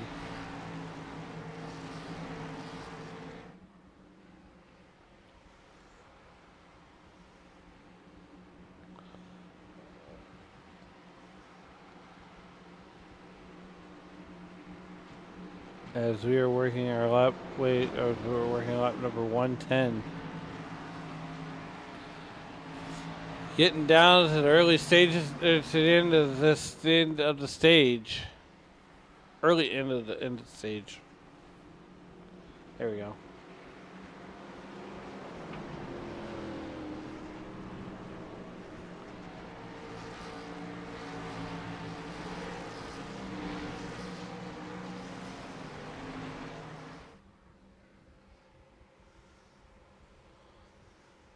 Daniel Moynihan, Scott Minto, Mike McConville's mount number 3. Young Camel doing power rankings. Where does the broadcaster rank in this one? Probably number 5. Probably, Alan. You're not alone anymore. Liam. How we doing, man? Hey, look, you. So let me bring up the speed. We got a special guest, Liam Ervig, making a cameo appearance here on the Monday night NASCAR racing. Well, it's Monday night and we're going Xfinity racing.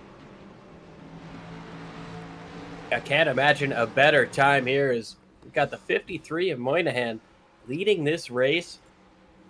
Just got finished up with the SCL side of things on Sim Racing Media. Figured I'd jump over, see what's happening with Alan Bergen and the Monday Night NASCAR Xfinity Series. Got ourselves a whale of a show here so far. Last caution caught up, I believe, 7 cars. It's our 7th caution of the evening. Now we're doubled up, ready to rock and rumble.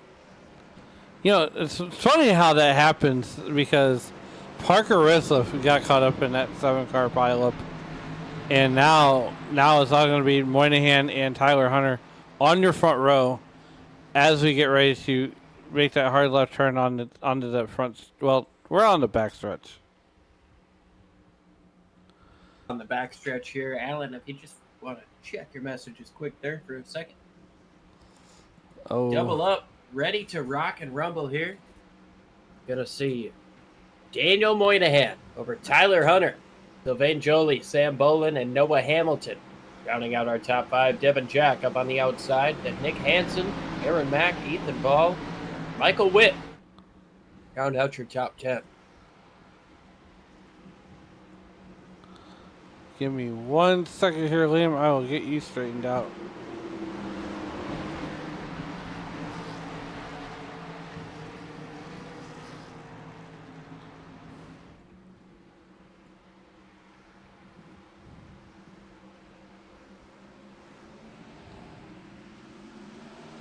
Green flag back in the air. Daniel Moynihan leads them down. He's got a strong run over Tyler Hunter, who we saw run strong yesterday for the first half of the race. Sylvain Joly falls into 3rd place behind Devin Jack. Nick Hansen going to be able to fall into 5th place there. Almost single file for the top 5 as Nick Hansen now moves down to the inside of the 59, trying to take away 4th place. Yeah, and here's the thing, too. We're going to do this, Liam. We're just... Whatever way you want, I'll make it work. We've got ourselves a battle for the lead. Tyler Hunter trying to close in. Absolutely. There he is on the inside of Daniel Moynihan. And Liam, you know, the lights are coming down and the action's heating up. So, the sun's going down, the action's heating up. Wow. As I need to learn how to talk tonight. Usually Dave stumbles across a few words here or there. But, you know, America's going to run on ducking, and so is Daniel Moynihan. He's doing a great job up there. As now they're side by side for 2nd place. Doing a good job up there as they get real close to the wall. That 59 machine did.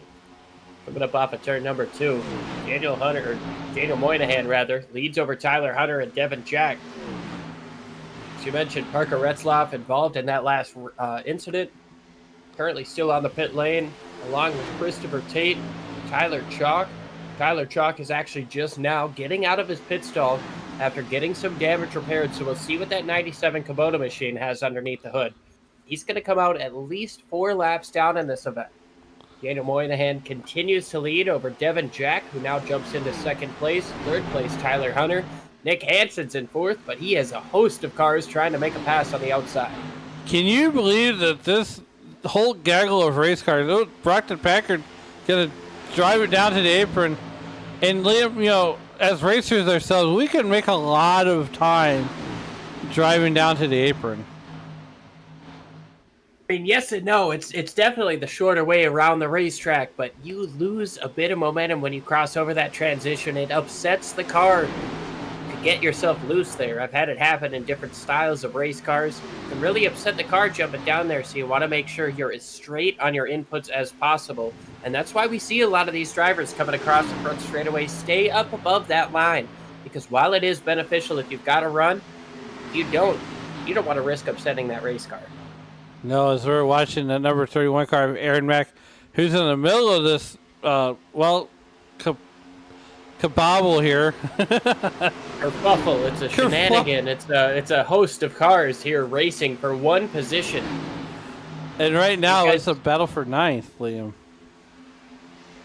I mean, these Sunday night NASCAR drivers are so fast, so competitive week in and week out. It is no wonder why you see them all over each other. Things up front starting to heat up just a little bit. Devin Jack closing in on the front, or on the back bumper rather, of Daniel Moynihan. We'll see if the comers and goers are similar to how they were last night in the Cup Series. This Las Vegas track, it's definitely going to be abrasive on these tires and definitely going to cause these guys to have to work at keeping their tires underneath them. Yeah, and, here we are working out number 119. Here comes Devin Jack. Gonna get real close to him and, almost not have enough motor to actually complete the pass here on Daniel Moynihan, who resides just outside of Boston, Massachusetts.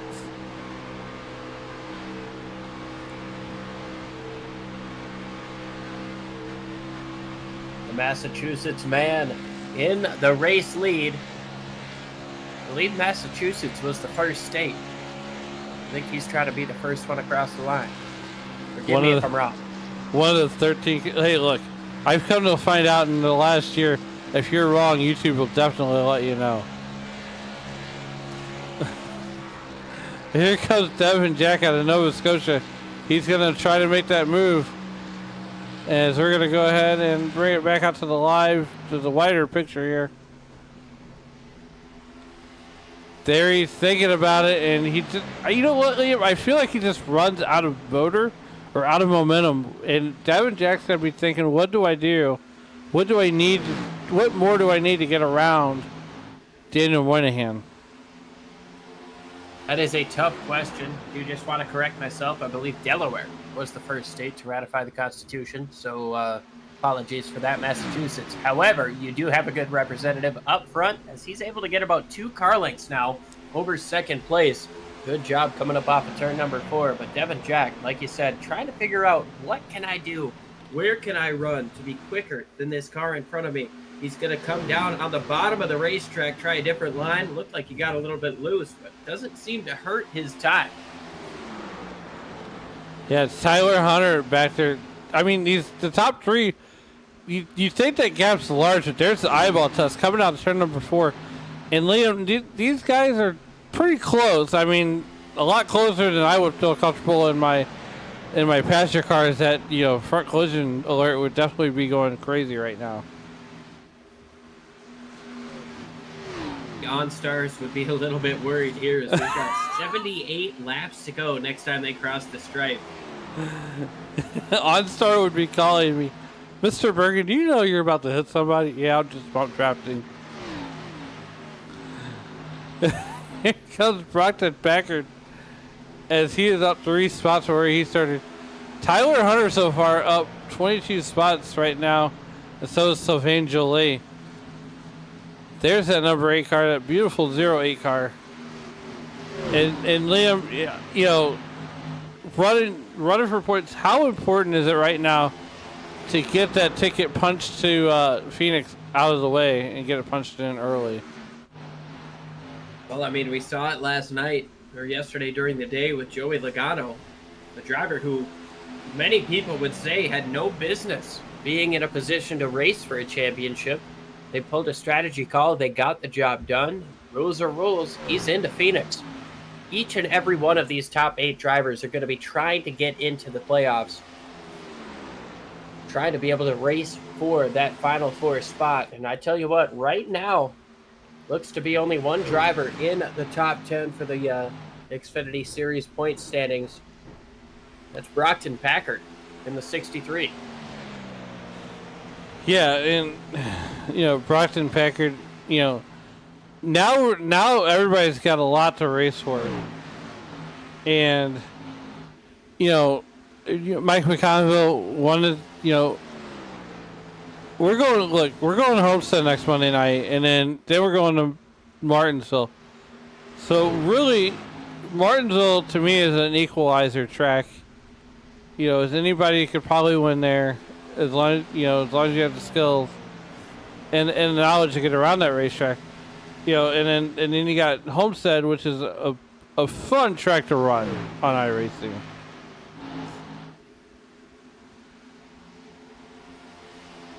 Homestead is an absolute blast to watch here on iRacing. It's a lot of fun to run. These guys are going to be in for a challenge next week when they hit the high banks, the progressive banks of southern Florida. Yeah, good racing in store. Here we are with Mike McConville out of Cape May, New Jersey. He is looking low underneath Sylvain Jolie. Now, Liam, Mike McConville just barely beat out Parker Ritzler for the pole here tonight. And he's trying to finish right where he started from. You know, this is a long race, 201 laps. You know, you'd think, oh, that's not a very long race. Well, guess what? It is. But the only reason you'd say it's not a long race is when you compare it to when you sit down and watch a cup race on Sunday. I mean, these guys are still running 302 miles. It's an incredible drive. That is 2.5 hours behind the wheel of these cars, trying to play chess with each and every other driver out there. These guys obviously trying to get their car as fast as they possibly can. But, I mean, these passes don't come easy. You've got to set them up just right. These Xfinity cars, they leave a lot to the driver. These drivers are showing a lot of talent, and it's really tough to separate yourself from somebody else in this field. So, Liam, you know, into the wall, there goes McConville. he's tried to knock that thing down multiple times tonight, and he hasn't taken very much damage here. But here we are, working lap 130 of 201. As a driver, Liam, what part of the race do you say, okay, it's time to go, it's time to be aggressive? Or, you know, and what part of the race do you just kind of take what the car gives you? You know, I feel like when you start the race, you just kind of take what it can give you. You try to learn about what the car has, and you try to make improvements moving forward through your pit stops. Once you get done with stage number 1, it's not quite pedal to the metal time, but that's where you really start to utilize what your adjustments have done and figure out how to set yourself up for the final stage. Obviously, the final stage, we're going to see at least one pit stop. But I think once you take the green in stage number 3, you've got to have everything underneath it that you need. Right now, on the off chance that you have to make a green flag pit stop, you're not going to have enough time to make those adjustments. No, right now we're working lap 132. So, you know, Liam, I want to thank you for joining me for stage number 3. As we're, you know, the stages were lap 45 and 90. So, you know, stage 1 was caution filled as these guys were trying to essentially find the edge and then get over it as soon as possible. And then stage 2 was relatively clean as we learned about what we had in our cars. And now we're up here to lap 133, where these guys are, getting kind of spread out, not doing anything hasty as we were, under the lights here at Las Vegas. I mean, throughout the course of this race, we're on lap 134 now, going to be 200 miles complete of the 300 scheduled. The cream has risen to the top. The fast cars know that they're fast. They're able to get that separation and make the runs that they need to. So we're going to see a little bit less in terms of incidents unless we get a caution at an ill time that provides a couple of strategy shakeups. A lot of the fast cars are up front. They don't have to sit here and worry about how to get around the slower cars. They just have to focus on how to chase down Daniel Moynihan in front of them, who's gotten himself out to about a 1.5 second lead throughout the course of this run so far. But I tell you what, Tyler Hunter, over these last couple of laps, is starting to chase in, just bite a little tiny nibble out of that lead. Yeah, as you can see there, the 2.5 is what the eyeball test is from Daniel Moynihan all the way back to Tyler Hunter. And Liam, I know come Thursday night you'll be down in sunny South Florida working on your suntan, hopefully. We'll see if it happens. I'm pretty Irish. I think I just get white and red. I don't get any tan. Well, me and you are a lot alike. We're going to probably hop off the plane, go to the CVS, and get some SPF 100. Might not be enough for me. I mean, it works for me. Sorry, Alan. Go ahead. It works for me, but of course, then again, I buy the kids sunblock. I say that to say this. I buy the kids sunblock. It actually works better than the adult sunblock. Well, kid's skin is allegedly more important. We take a look now at Tyler Hunter here in second place. Let's see if we can ride on board with him. See what kind of different lines we're seeing from first and second place. It'll be interesting to see what these guys are changing up, what they're trying to separate from each other as this gap up front is slowly decreasing. 1.4 now as they came across the line with Tyler Hunter. Going through turns 1 and 2, and you can see the race leader running a little bit lower, about half a lane to a lane lower than second place Tyler Hunter. Moynihan working his own line right now, but it seems like second place has found something in that higher group. This time around, you can see just a little bit off of the white line for Daniel Moynihan. Yeah, Tyler Hunter running, like you said, about a half point up, but let's go ahead and hide his dashboard. Let's bring up that weather one more time. As right now, it's cooled off to 71 degrees. The humidity is climbing, and the track temperature is staying roughly about the same. So right now, that number right there, track temp numbers, we are under yellow one more time. And Liam, this yellow here is sponsored by Sam Bolin. As we're gonna go ahead and hide all this. Let's see what the wide world of sports happened to Sam Bolin here. And it looks like he's gonna have a little help from his friend. Liam, that looks like some net code there, buddy. Absolutely. It seemed like the 60 kind of got into his right rear back bumper a little bit. Got him a little bit loose, but he was still trying to put his nose up top. And it really just seemed like once those cars connected, it just turned the 67 into the wall in an unnatural way. Didn't seem to affect that 60 car too much. Be interesting to see if there's any damage to Jacob Bradley's machine at all. So I take a look at it coming by. It doesn't really look like it. Either way, caution's going to come out for a heavy, heavy piece of contact between Sam Bolin and Jacob Bradley. Yeah, there's the initial bump, and then there's the net code. So I believe they bumped, but I believe that net code was involved.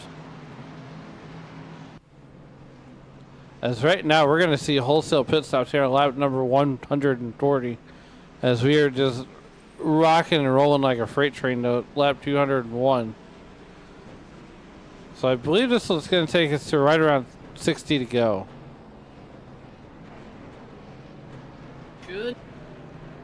Should be. Like, I mean, sometimes we're doing St. Louis math. Now, do these guys have 100% fuel, or are they limited? They're limited. they shouldn't be able to make it from here on out. It could be close, but I feel like 60 to 65 is what a 100% fuel tank is capable of. You're not wrong.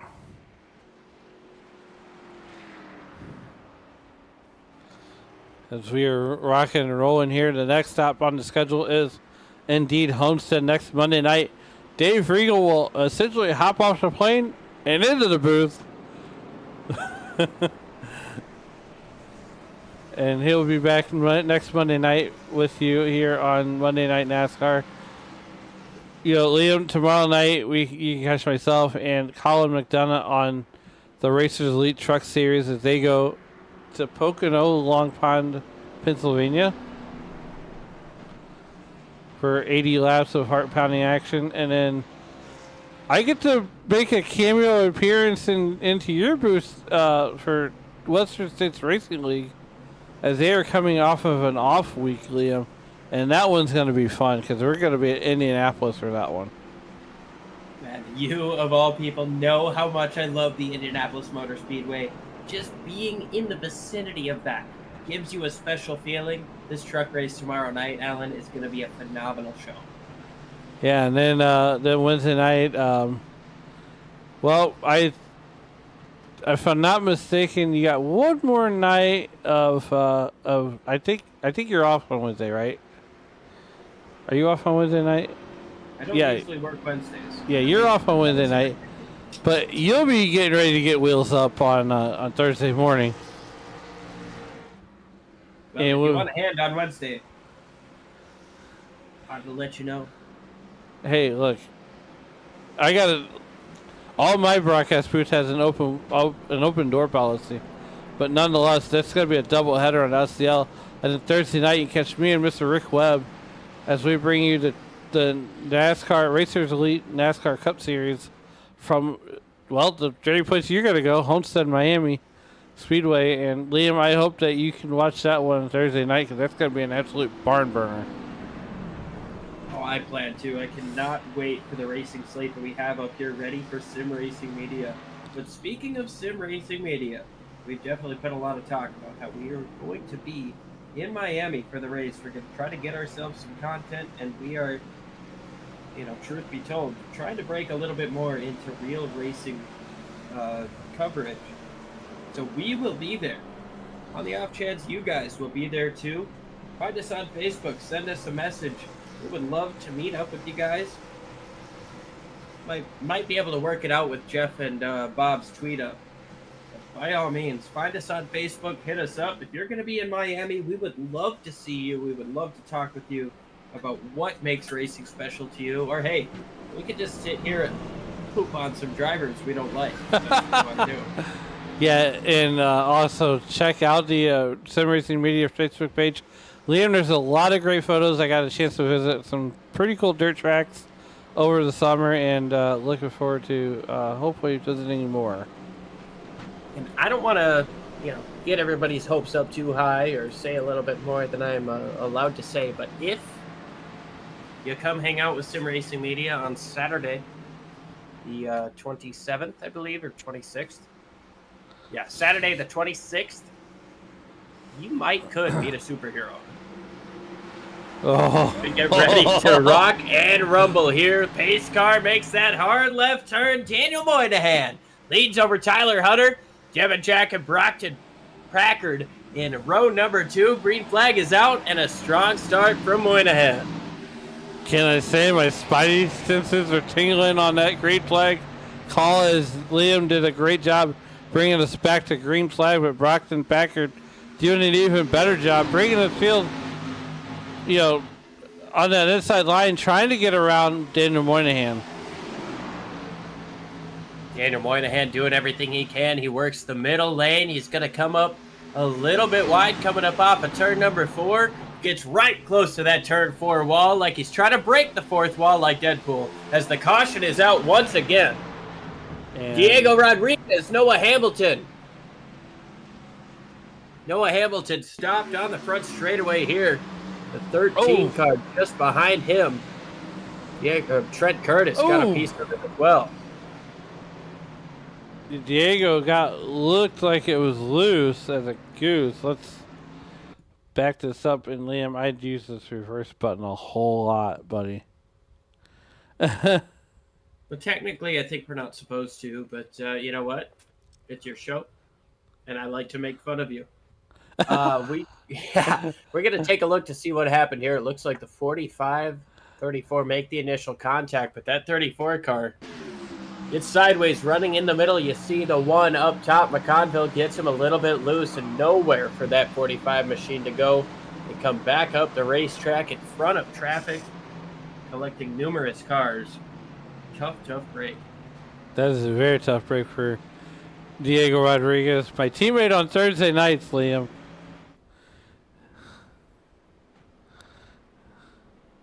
My teammate on Thursday nights. Well, nonetheless, that's going to put Devin Jack out front of this field, as I believe he's the wave around car. Not the wave around. Well, he definitely got waved around something. It wasn't a pace car.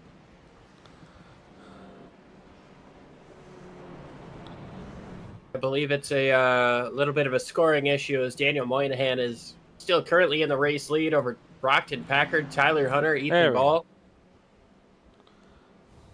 However, Jacob Bradley, Aaron Mack, Noah Hamilton, Diego Rodriguez, Michael Witt, and quite possibly Devin Jack came into the pits. No, Devin did not pit this time.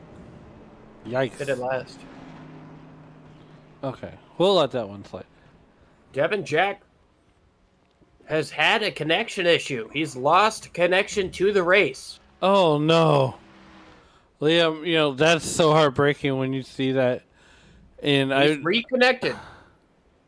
As I know we're a live sport here as we take a look. Devin Jack has reconnected, and we'll see. He's currently sitting. He's not gone down a lap yet. If he can get back in and get back to his pit stall quick enough, he might be able to hold on to the lead lap position. It's looking like he's going to go one lap down. He might be able to salvage that lap, though. Gonna be tough, man. He's still loading into the session, and as Daniel Moynihan comes across the start-finish line now, Devin Jack, he's gonna need a lot of help. He's gone down one lap. Oh, man. You know, take a look at the front here, Alan. They haven't gone one to green yet, so there is a little bit of a benefit there. If the caution does come out, Devin Jack, if he can get back in here quick enough, should be able to try to fight for that free pass position with Mike McConville. Yeah, and so I was gonna say that when you're up there, when you're in the car and you're watching that little red bar get on the queue get a little bit longer, and then you see disconnected. You're like, oh, so heartbreaking. But at least it happened under caution, not in the middle of the green flag run.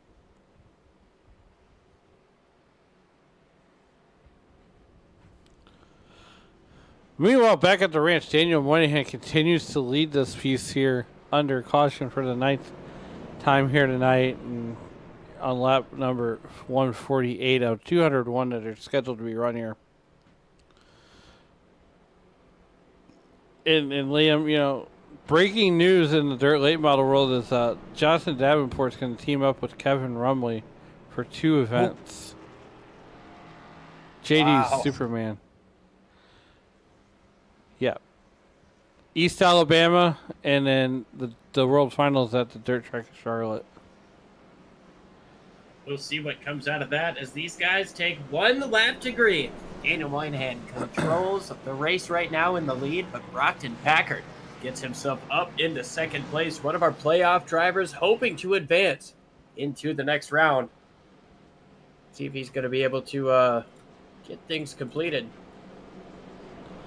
Well, when we come back to green, we're going to have 51 laps left to go here in this one.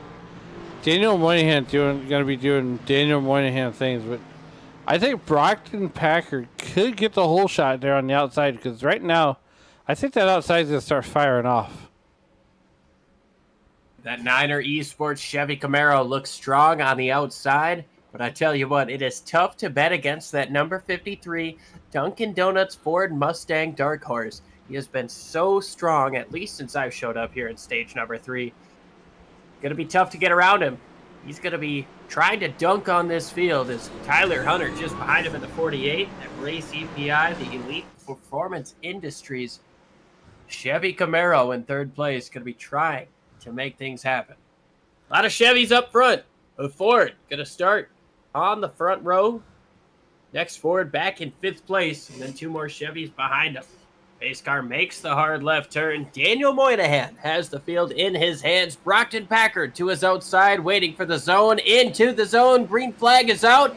He's going to get away by a couple of car lengths here on the initial restart.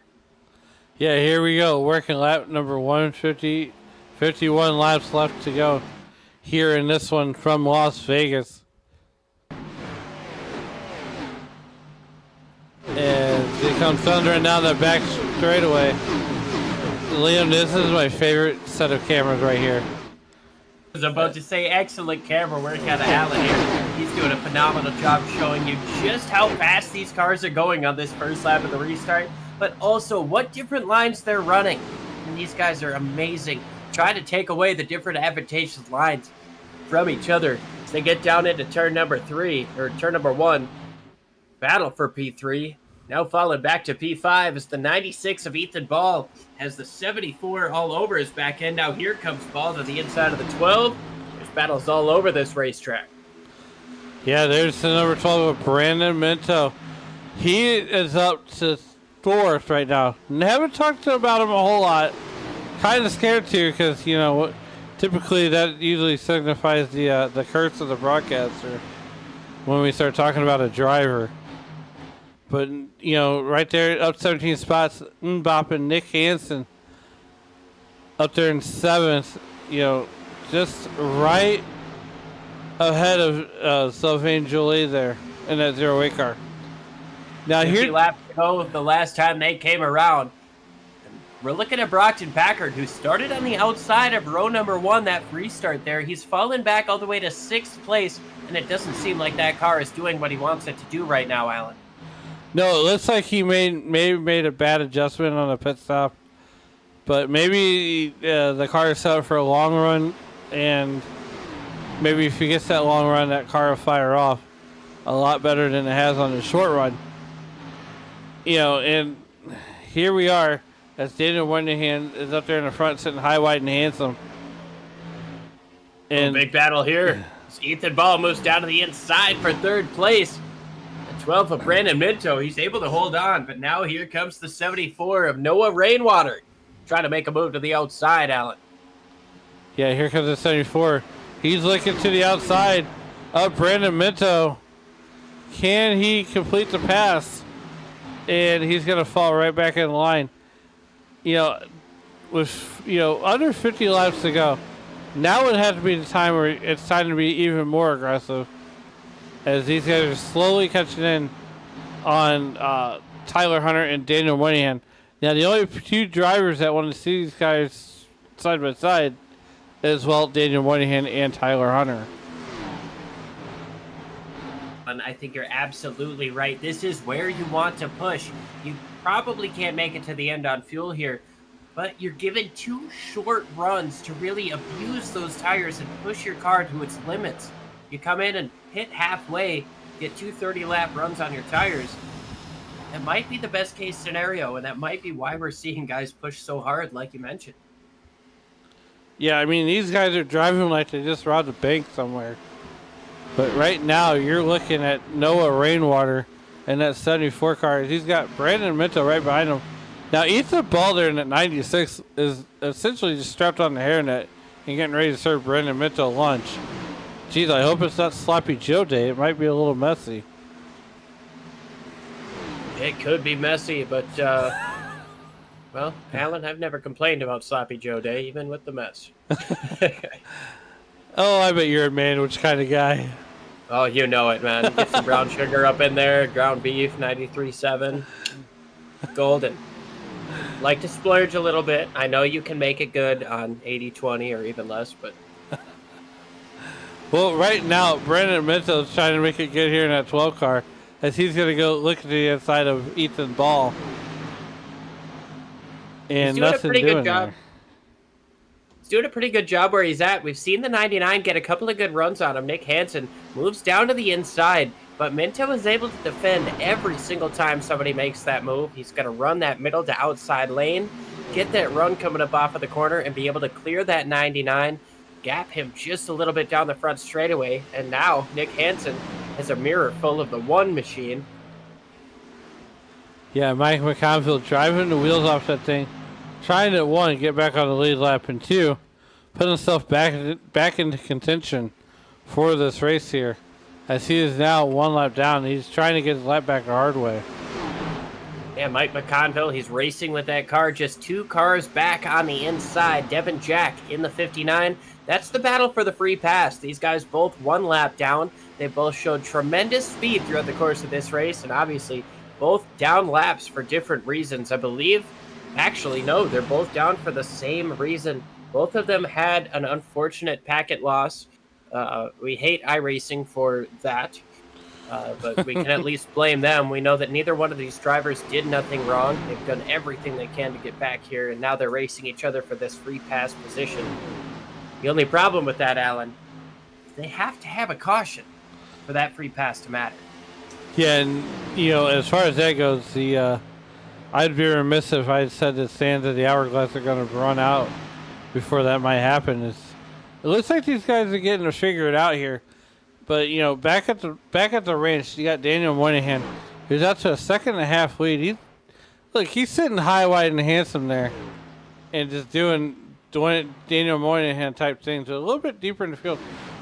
Let's give a shout out to Chris Claude here in that number 10 car, the Chief Cook and Bottle Washer here at SNN and Monday Night NASCAR. He's up 17 spots. That number 10 monster machine has been looking good. I tell you what, man, he seems to have a different fire underneath him ever since they switched from the Dasani colors. He's doing phenomenal right now. Sitting in 12th place. He's up 1 spot from where he started, I believe. But he is definitely lit a different fire. He's working on his consistency throughout the course of this league, and it is definitely showing. He definitely gets to race up front sometimes here and there, but he is not letting things get to him when he gets further back. He continues to pick and pass those guys, and, well, that's why he's sitting in 12th place right now and continuing to move forward as he chases down Jacob Bradley in the 60. Yeah, here's the thing about this, Monday Night NASCAR League. It's not everybody can go race on Sunday evening. But you get a chance to kind of race with the guys that normally do race on Sunday nights down here in the Xfinity and Cup and trucks. So that's got to be saying something when you can get ahead of a guy, like Noah Hamilton and kind of race with these guys and kind of show, it's kind of like a proving ground, if you will. It almost is, Alan. These guys. A lot of these guys that we're seeing out there, such as Tyler Hunter, Chris Cloud, obviously. We've got a lot of these names, Mike McConville as well, that we're used to seeing on Sunday nights. Parker Retzlaff was here, but obviously he's busy on weekends, so can't really expect to see him on Sunday nights. But, we've got a lot of these names. I believe Matt Mackin is another one that races on Sundays. Alex Princeton showed up here. Zachary Vaughn, Richard Pruitt. Obviously, they haven't made it this far in the race, but a lot of these drivers that you see on Sunday nights performing well, they do also race here on these Mondays, and gives you a chance to figure out who you're racing against. Obviously, these cars are a little bit more separated than the next-gen cars, but really gives you a good learning opportunity. Definitely, you hit that right on the head, as Jacob Bradley is down 8 spots now. He currently resides there in that 12th position. Now he just passed the Noah Hamilton, who definitely would need an arc. If need an arc, I know a guy.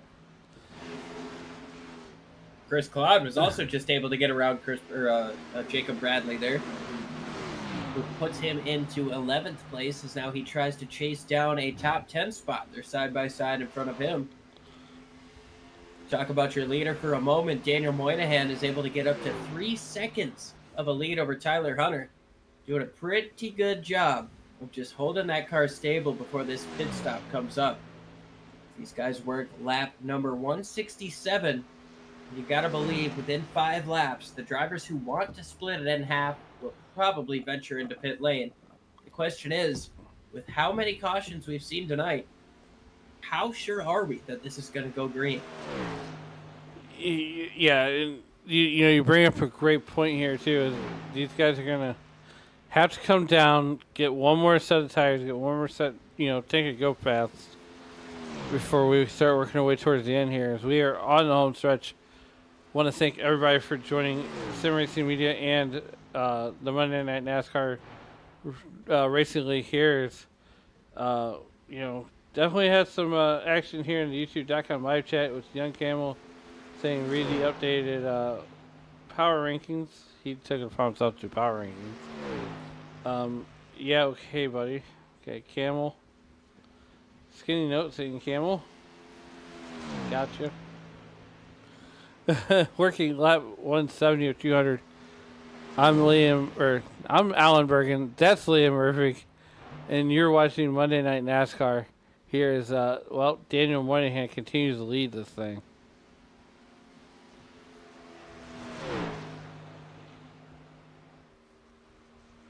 Alan tries to figure out who he is. We're going to take a look at Chris Claude. Making a move down to the inside for 10th place. Got the inside lane, but the outside run by the 88, Michael Witt. Just a little bit strong coming up off of the corner. Claude goes all the way down to the grass, trying to stay side by side with that 88 and continuing to stay all the way down on the bottom of the racetrack. Not able to get that spot quite yet as Michael Witt's able to get through. Got another battle with Nick Hansen side by side with the 08 to his outside. Sylvain Jolie trying to make things happen on the outside. Aaron Mack on the inside trying to push through. We can see these guys, Alan, running completely different lines on corner exit, giving so much space to each other. Yeah, here we are in the closing laps of this race here. And, the question becomes, 1, did it save enough gas? 2, do we really need to push our car that hard? And 3, do we have enough caution flags to kind of make up for fuel loss? Now, as you pointed out, these guys are running all different lines on the corner exit. They're trying to stay away from those lines. Now, if you split the racetrack in thirds, they're in the middle third of the racetrack right now, and trying to stay off those weepers. Well, Alan, you mentioned fuel saving there as they, looked at 3 wide. Mac tried to get down to the, tried to get to the middle there, but you mentioned fuel saving. Do these guys think they can make it to the end, or is it going to be another splash and go from here on out? I think a caution comes out. Yeah, they're going to come down pit road. We stay green, they might chance it. A caution makes things easy, Alan. You know you're going to pit under caution, but if they've got a green flag run here, with 27 laps to go. Okay, most normal people pit under caution. Your boy, he stays out.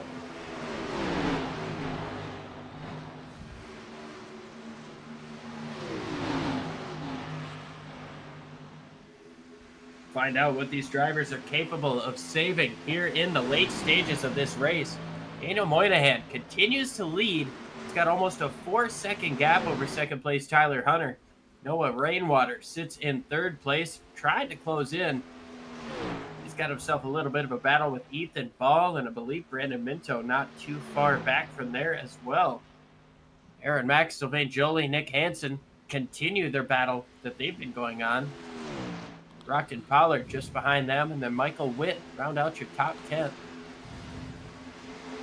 Yeah, here we are. 25 laps left to go here from Las Vegas. And we're gonna find out who put it all on black, who went all in, who saved a little bit, and who's gonna know when to hold them and know when to fold them.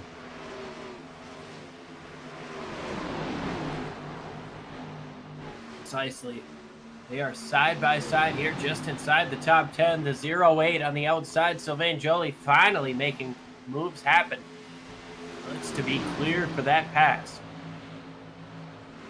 Definitely making moves happen here. As Brockton Packard down 2 spots. Noah Rainwater, though, up 32 spots from where he started from. Liam, he started deep in the field, and here he is, killing it. Up 32 spots, rather. And he's just forming that nice little ring, that little cushion there. He's got Ethan Ball all over his back bumper here, trying to take away that third position. We approach 24 laps to go. 23, I believe, when they cross the stripe. These guys are really pushing it on fuel. We'll see if they have to make a pit stop. As a matter of fact, I might go and do some research. He's gonna go do some math. Well, here we are, working lap 179 of 201. There's to be ran here today. And Tyler Hunter out by himself.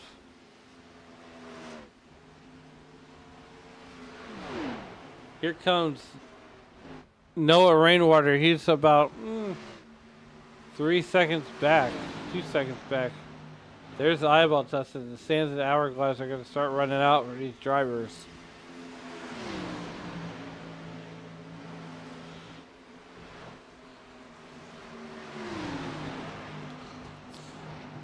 Working lap number 180 of 201. Daniel Moynihan doing Daniel Moynihan things as he continues to lead this piece. Bringing out second position at 3 seconds behind is now Tyler Hunter. A little bit deeper in the field. Here's that whole gaggle of race cars. And that's being led by Ethan Ball.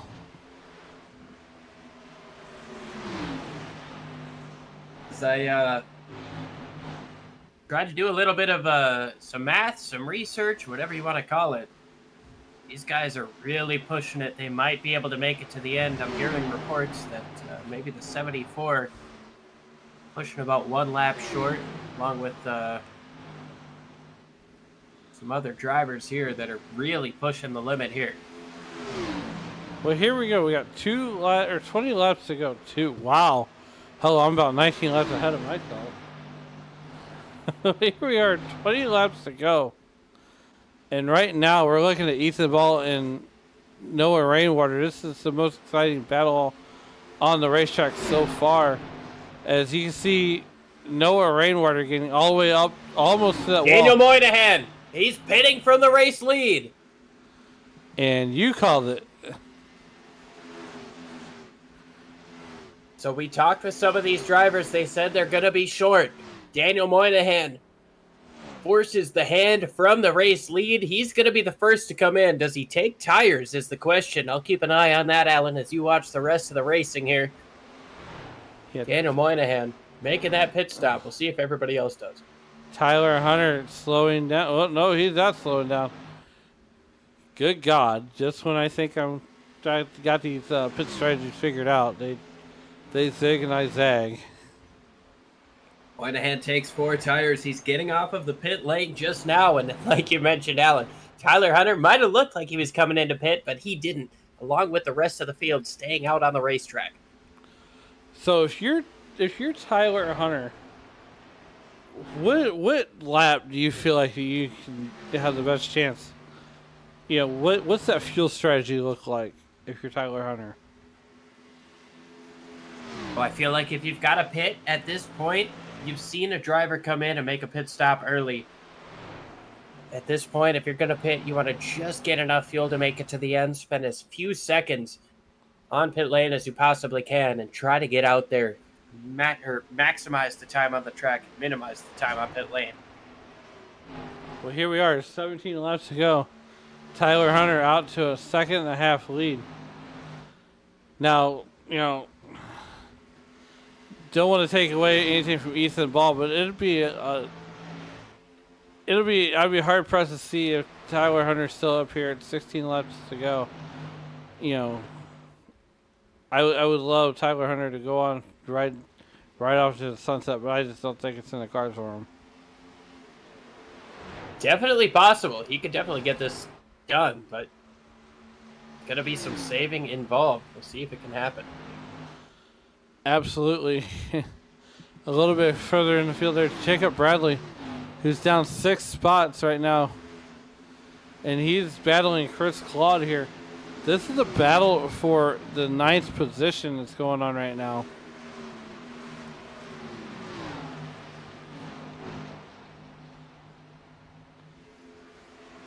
YouTube.com live chat saying, oh man, Dan Pitt early.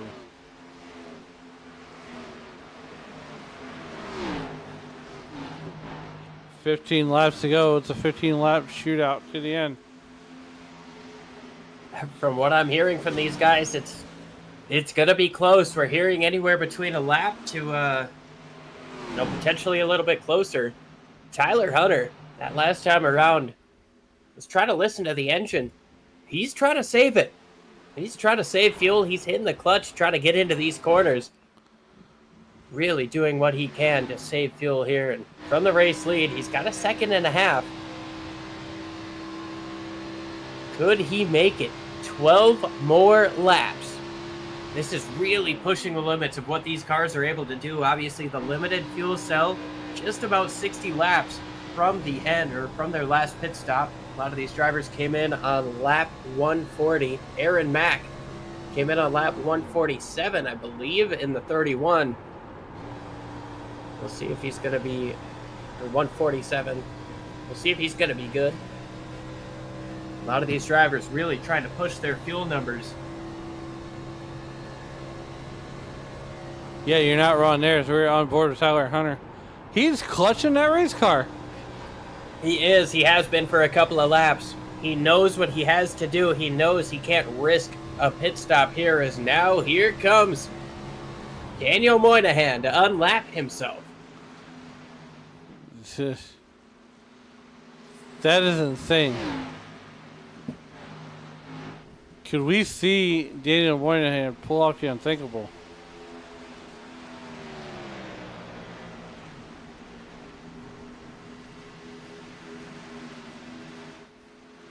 Right now, Tyler Hunter with 11 laps to go doing Tyler Hunter things. Michael Witt up 25 spots.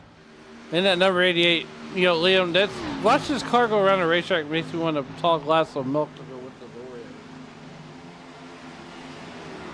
I tell you what, man, you want to talk about a glass of milk, this is not the right racetrack to talk about a glass of milk for 2 reasons. 1, milk is reserved for Indy, but 2, you do not want to be drinking milk in this desert heat. Well, you certainly don't want to be eating eating Oreos either. 8 laps to go when they cross the stripe. Tyler Hunter has a chance to upset the world here with the fuel strategy. After Daniel Moynihan, so dominant in stage number 3, made a pit stop, took 4 tires. He's definitely gaining a ton of time on the race leader by over a second a lap, but with 8 laps to go, it's not going to be enough with 28 seconds in between them. He's going to need a little bit of help from a flag. Yeah, that's colored yellow.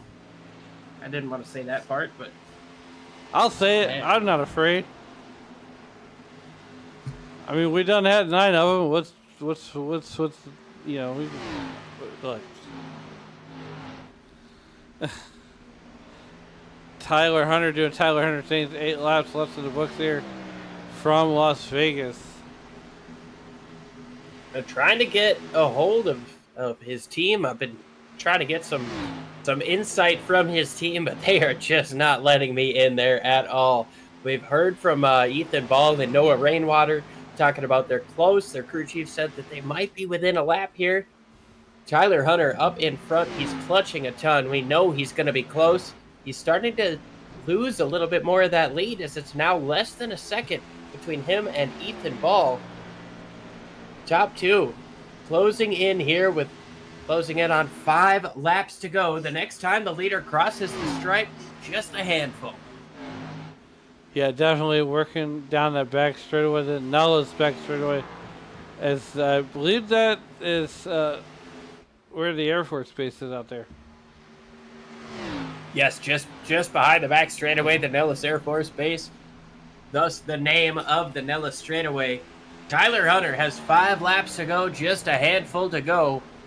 He's got less than a second between him and Ethan Ball. The real question is, how much does he have in that fuel cell? Can he make it to the end? Can Ethan Ball make it to the end? Noah Rainwater, as he's got a rear mirror full of Brandon Minto.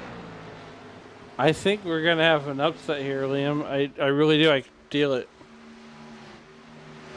It is entirely possible. I mean, none of the playoff drivers are currently in the top 5. The top-rated playoff driver is Brockton Packard back in 7th place. Going to be a great day for him in comparison, but I might be wrong there with my graphic, and if so, I apologize. But Tyler Hunter out front right now, doing a phenomenal job. He was super strong last night in the SNN Cup Series 400-miler at Las Vegas. Try to get it done here tonight as he's increased that gap to over a second. It's 1.1 as they come across the stripe now with 3 laps to go. Yeah, 4 laps to go here in this one as they cross Oh, the stripe. sorry, yep. 201. I was thinking 200. Yeah, no worries there. As we just finished up the 5 landings, the handshake lap, 4 to go, coming down to get the 3 laps to go. Essentially, they have 8 corners to get this done.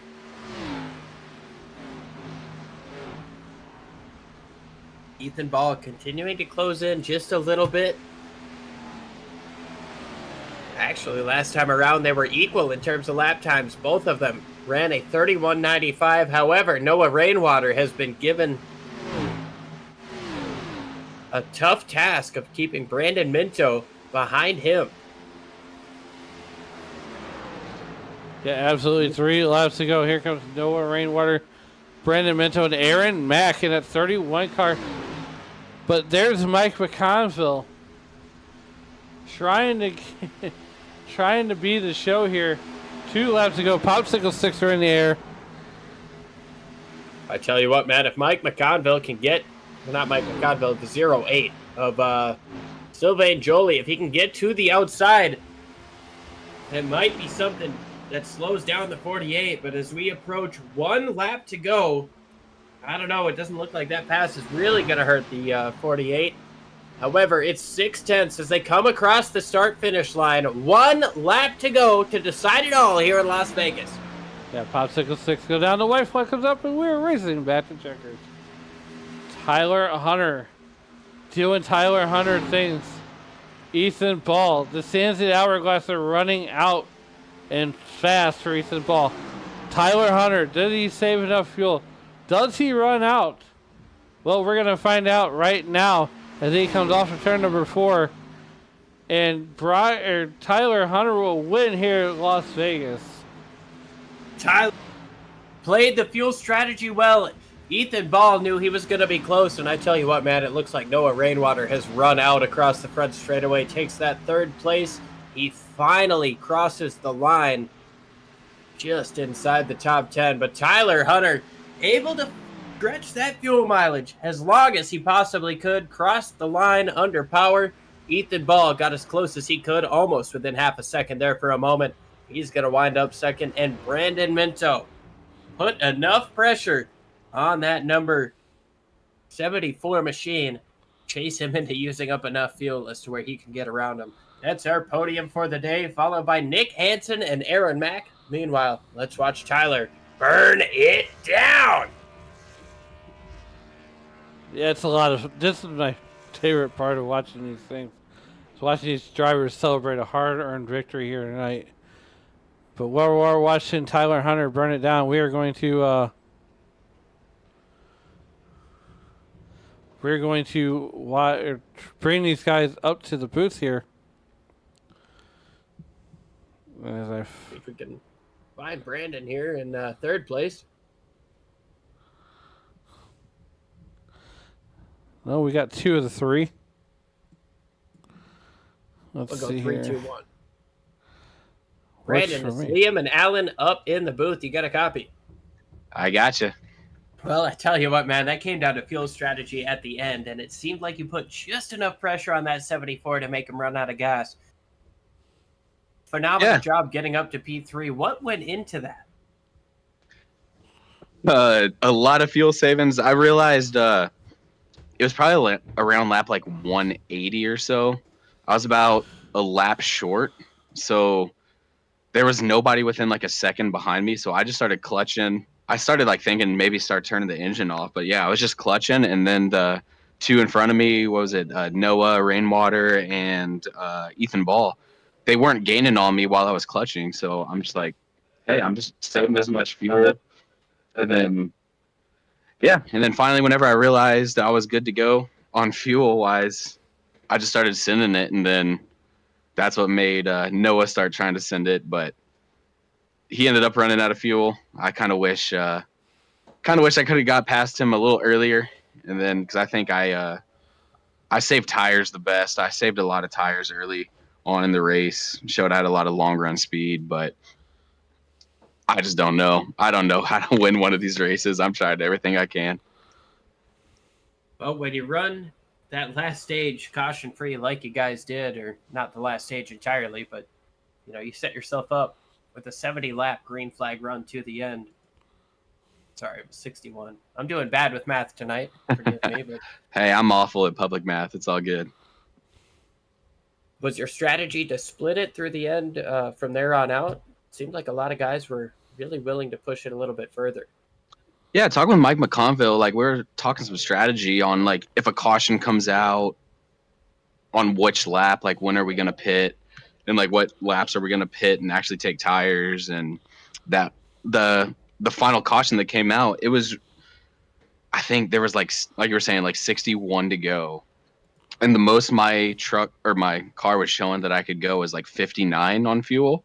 And that was with me like saving nothing. So I'm like, oh, I can easily save enough to make it to the end. And then just luckily, a lot of people were saving a lot harder than I was. And I do got to give a huge shout out to iRacing for lagging out. I don't know if it was like half the lobby. So I jumped from like P9 to P5 on that final restart. So that kind of helped me out quite a bit.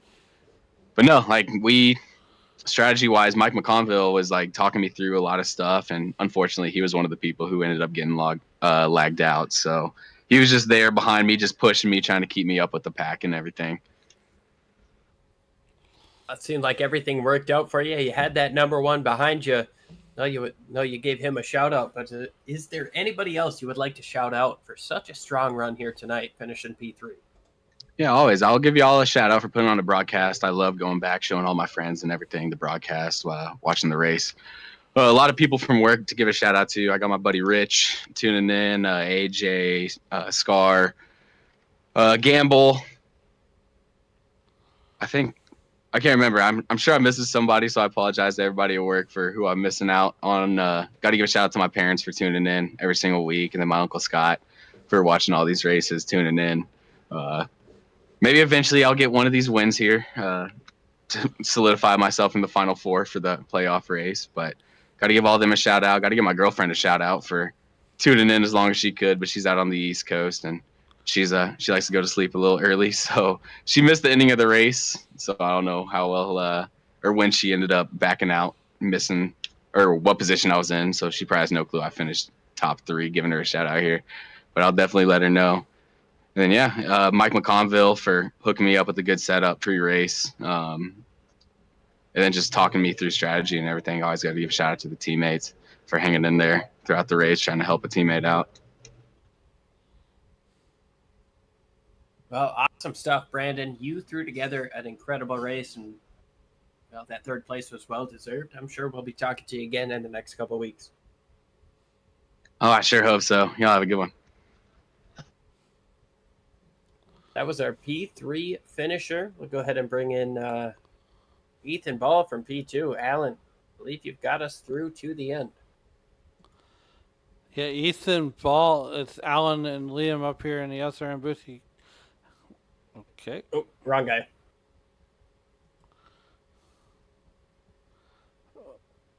There he is. Ethan Ball Congratulations on that P2 win. Take us through that last lap and what more you could that you needed to get by one Tyler Hunter. Oh man, that was fun. I definitely didn't expect it to run green when we got into stage 3 there. So at that point, I was kind of trying to think on the fly if I could back up enough entries, be cornered save for the finish. So I honestly wasn't even really worried about who was ahead of me. I was just trying to make sure I was hitting the marks where I felt comfortable to where I thought I could, save the laps that I need. Because I didn't really start saving it until there was 35 to go, and then I was like, we're going to be so close. So I don't know if I would have gotten past the 31 a little quicker, maybe that would have, been the difference. Or the 74. Sorry, I've worked on him for a while too. So if I could have gotten by him a little quicker, I think I would have had it to get the win. But ultimately, I'm just super happy we were able to save enough, get check. Absolutely. Well, now we're moving on to Homestead. What's your thoughts as we move, closer and closer to this championship, and what's your strategy going to be going into Homestead? Yeah, well, hopefully rip the top if we can, because that's always fun. Long run instead, rip the fence. But no, I'm out of the playoffs now. If we wouldn't have had such bad luck at the very first day, we would have had a shot, for Champion 4 here with runs like this. So, frustrated like that, but I'm just gonna keep trying to still win next week at Homestead, and hopefully in this on a high. All right, Ethan. Sorry, before we get you out of here, is there anybody that you'd like to help that you'd like to think to help get you here tonight? Yeah, for sure. All the RTTR guys that help with the setups and just the camaraderie every single week. Lenders.com, if you have a tool collecting dust, put it up for rent for your neighbors so that you can make a little extra money and they can get the jobs done that they need to.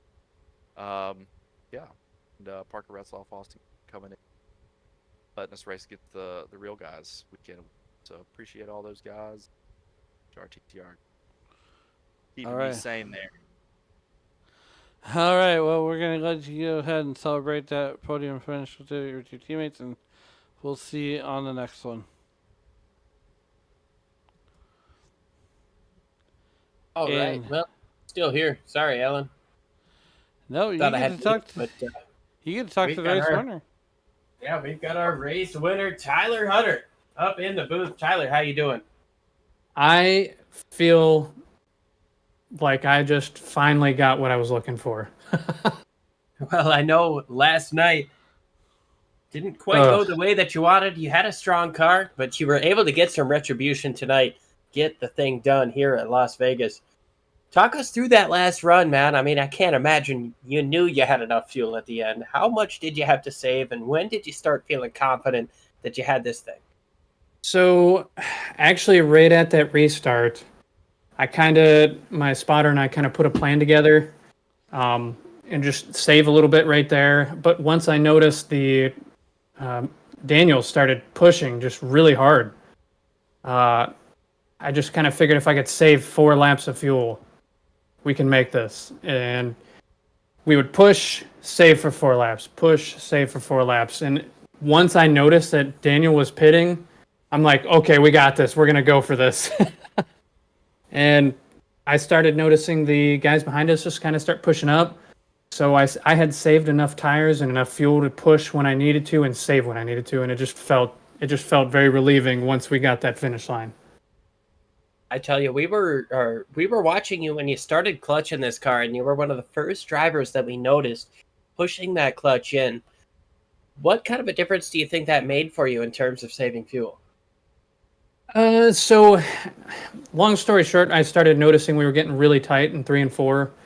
When I was pushing, funny, I don't know how this works, but when I was pushing in the clutch, the car turned better through 3 and 4. So it was helping me in 3 and 4.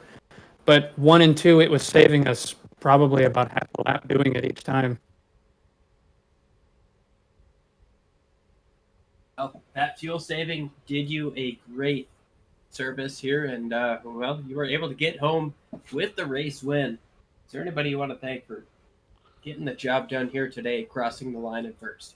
Yeah, first I want to give my spotter Wesley a shout out. Dude comes in on his free time, spots for me, and just kind of walks me through staying positive through the race. I know last night we felt like we had a really strong car, and unfortunately we got tangled up with Mr. Call there trying to work our way through the field. But want to thank Wesley, and I want to thank my guys over here at raceepi.com. Those guys put out just fantastic sets every week. So hopefully we can get here again here in the future. I know next season is going to be our first full season. We kind of started around Nashville with these guys, and I've really enjoyed it so far.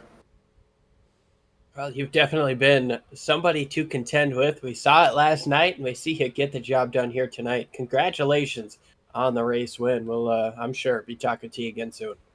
Thank you, guys, and thanks for all you guys do up here. Thank you. Well, that's going to about do it for post-race interviews. Alan, I believe you're going to bring us home. Yes. Well, Tyler Hunter will pick up the win here tonight, pick up 24 spots, while Ethan Ball finishes second. Brandon Minto will round out your podium. Nick Mbop Hansen, he will Mbop his way all the way up to fourth position, 20 spots ahead of where he started from. While rounding out your top five is the Aaron Mack. Chris Claude, the chief cook of Bottle Watcher here at SNN and Monday Night NASCAR, will bring it home sixth position. Brockton Packard will finish where he started, and that's in seventh. While Jacob Bradley and Michael Witt and Noah Rainwater will round out your top 10. Daniel Moynihan, John Wilco, Noah Hamilton, and Sylvain Jolie will finish 11th, 12th, 13th, and 14th, while Mike McConville out of Cape May, New Jersey will finish on the 14th spot. Or 15th spot, rather. Devin Jack, Mike Polarity, and Logan Giesbrecht will finish 16th, 17th, and 18th, while Trent Curtis, Diego Rodriguez, and Dennis Mickelson will finish 19th, 20th, and 21st. Sam Bolin, up 15 spots, will finish 22nd. Oh, I got it. Wow. Let's catch up there. There we go. Sam Bolin, Tyler Chalk, Jeremy Brown, and Christopher Tate will finish 22nd, 23rd, 24th, and 25th, while Parker Ritzlaff will finish 26th. Rich Jett in a double natural will finish 27th. Keith Black will finish 28th. Excuse me. Ron Fitting will finish 29th. 30th will be going to Zach Vaughn. Will Young will finish 31st.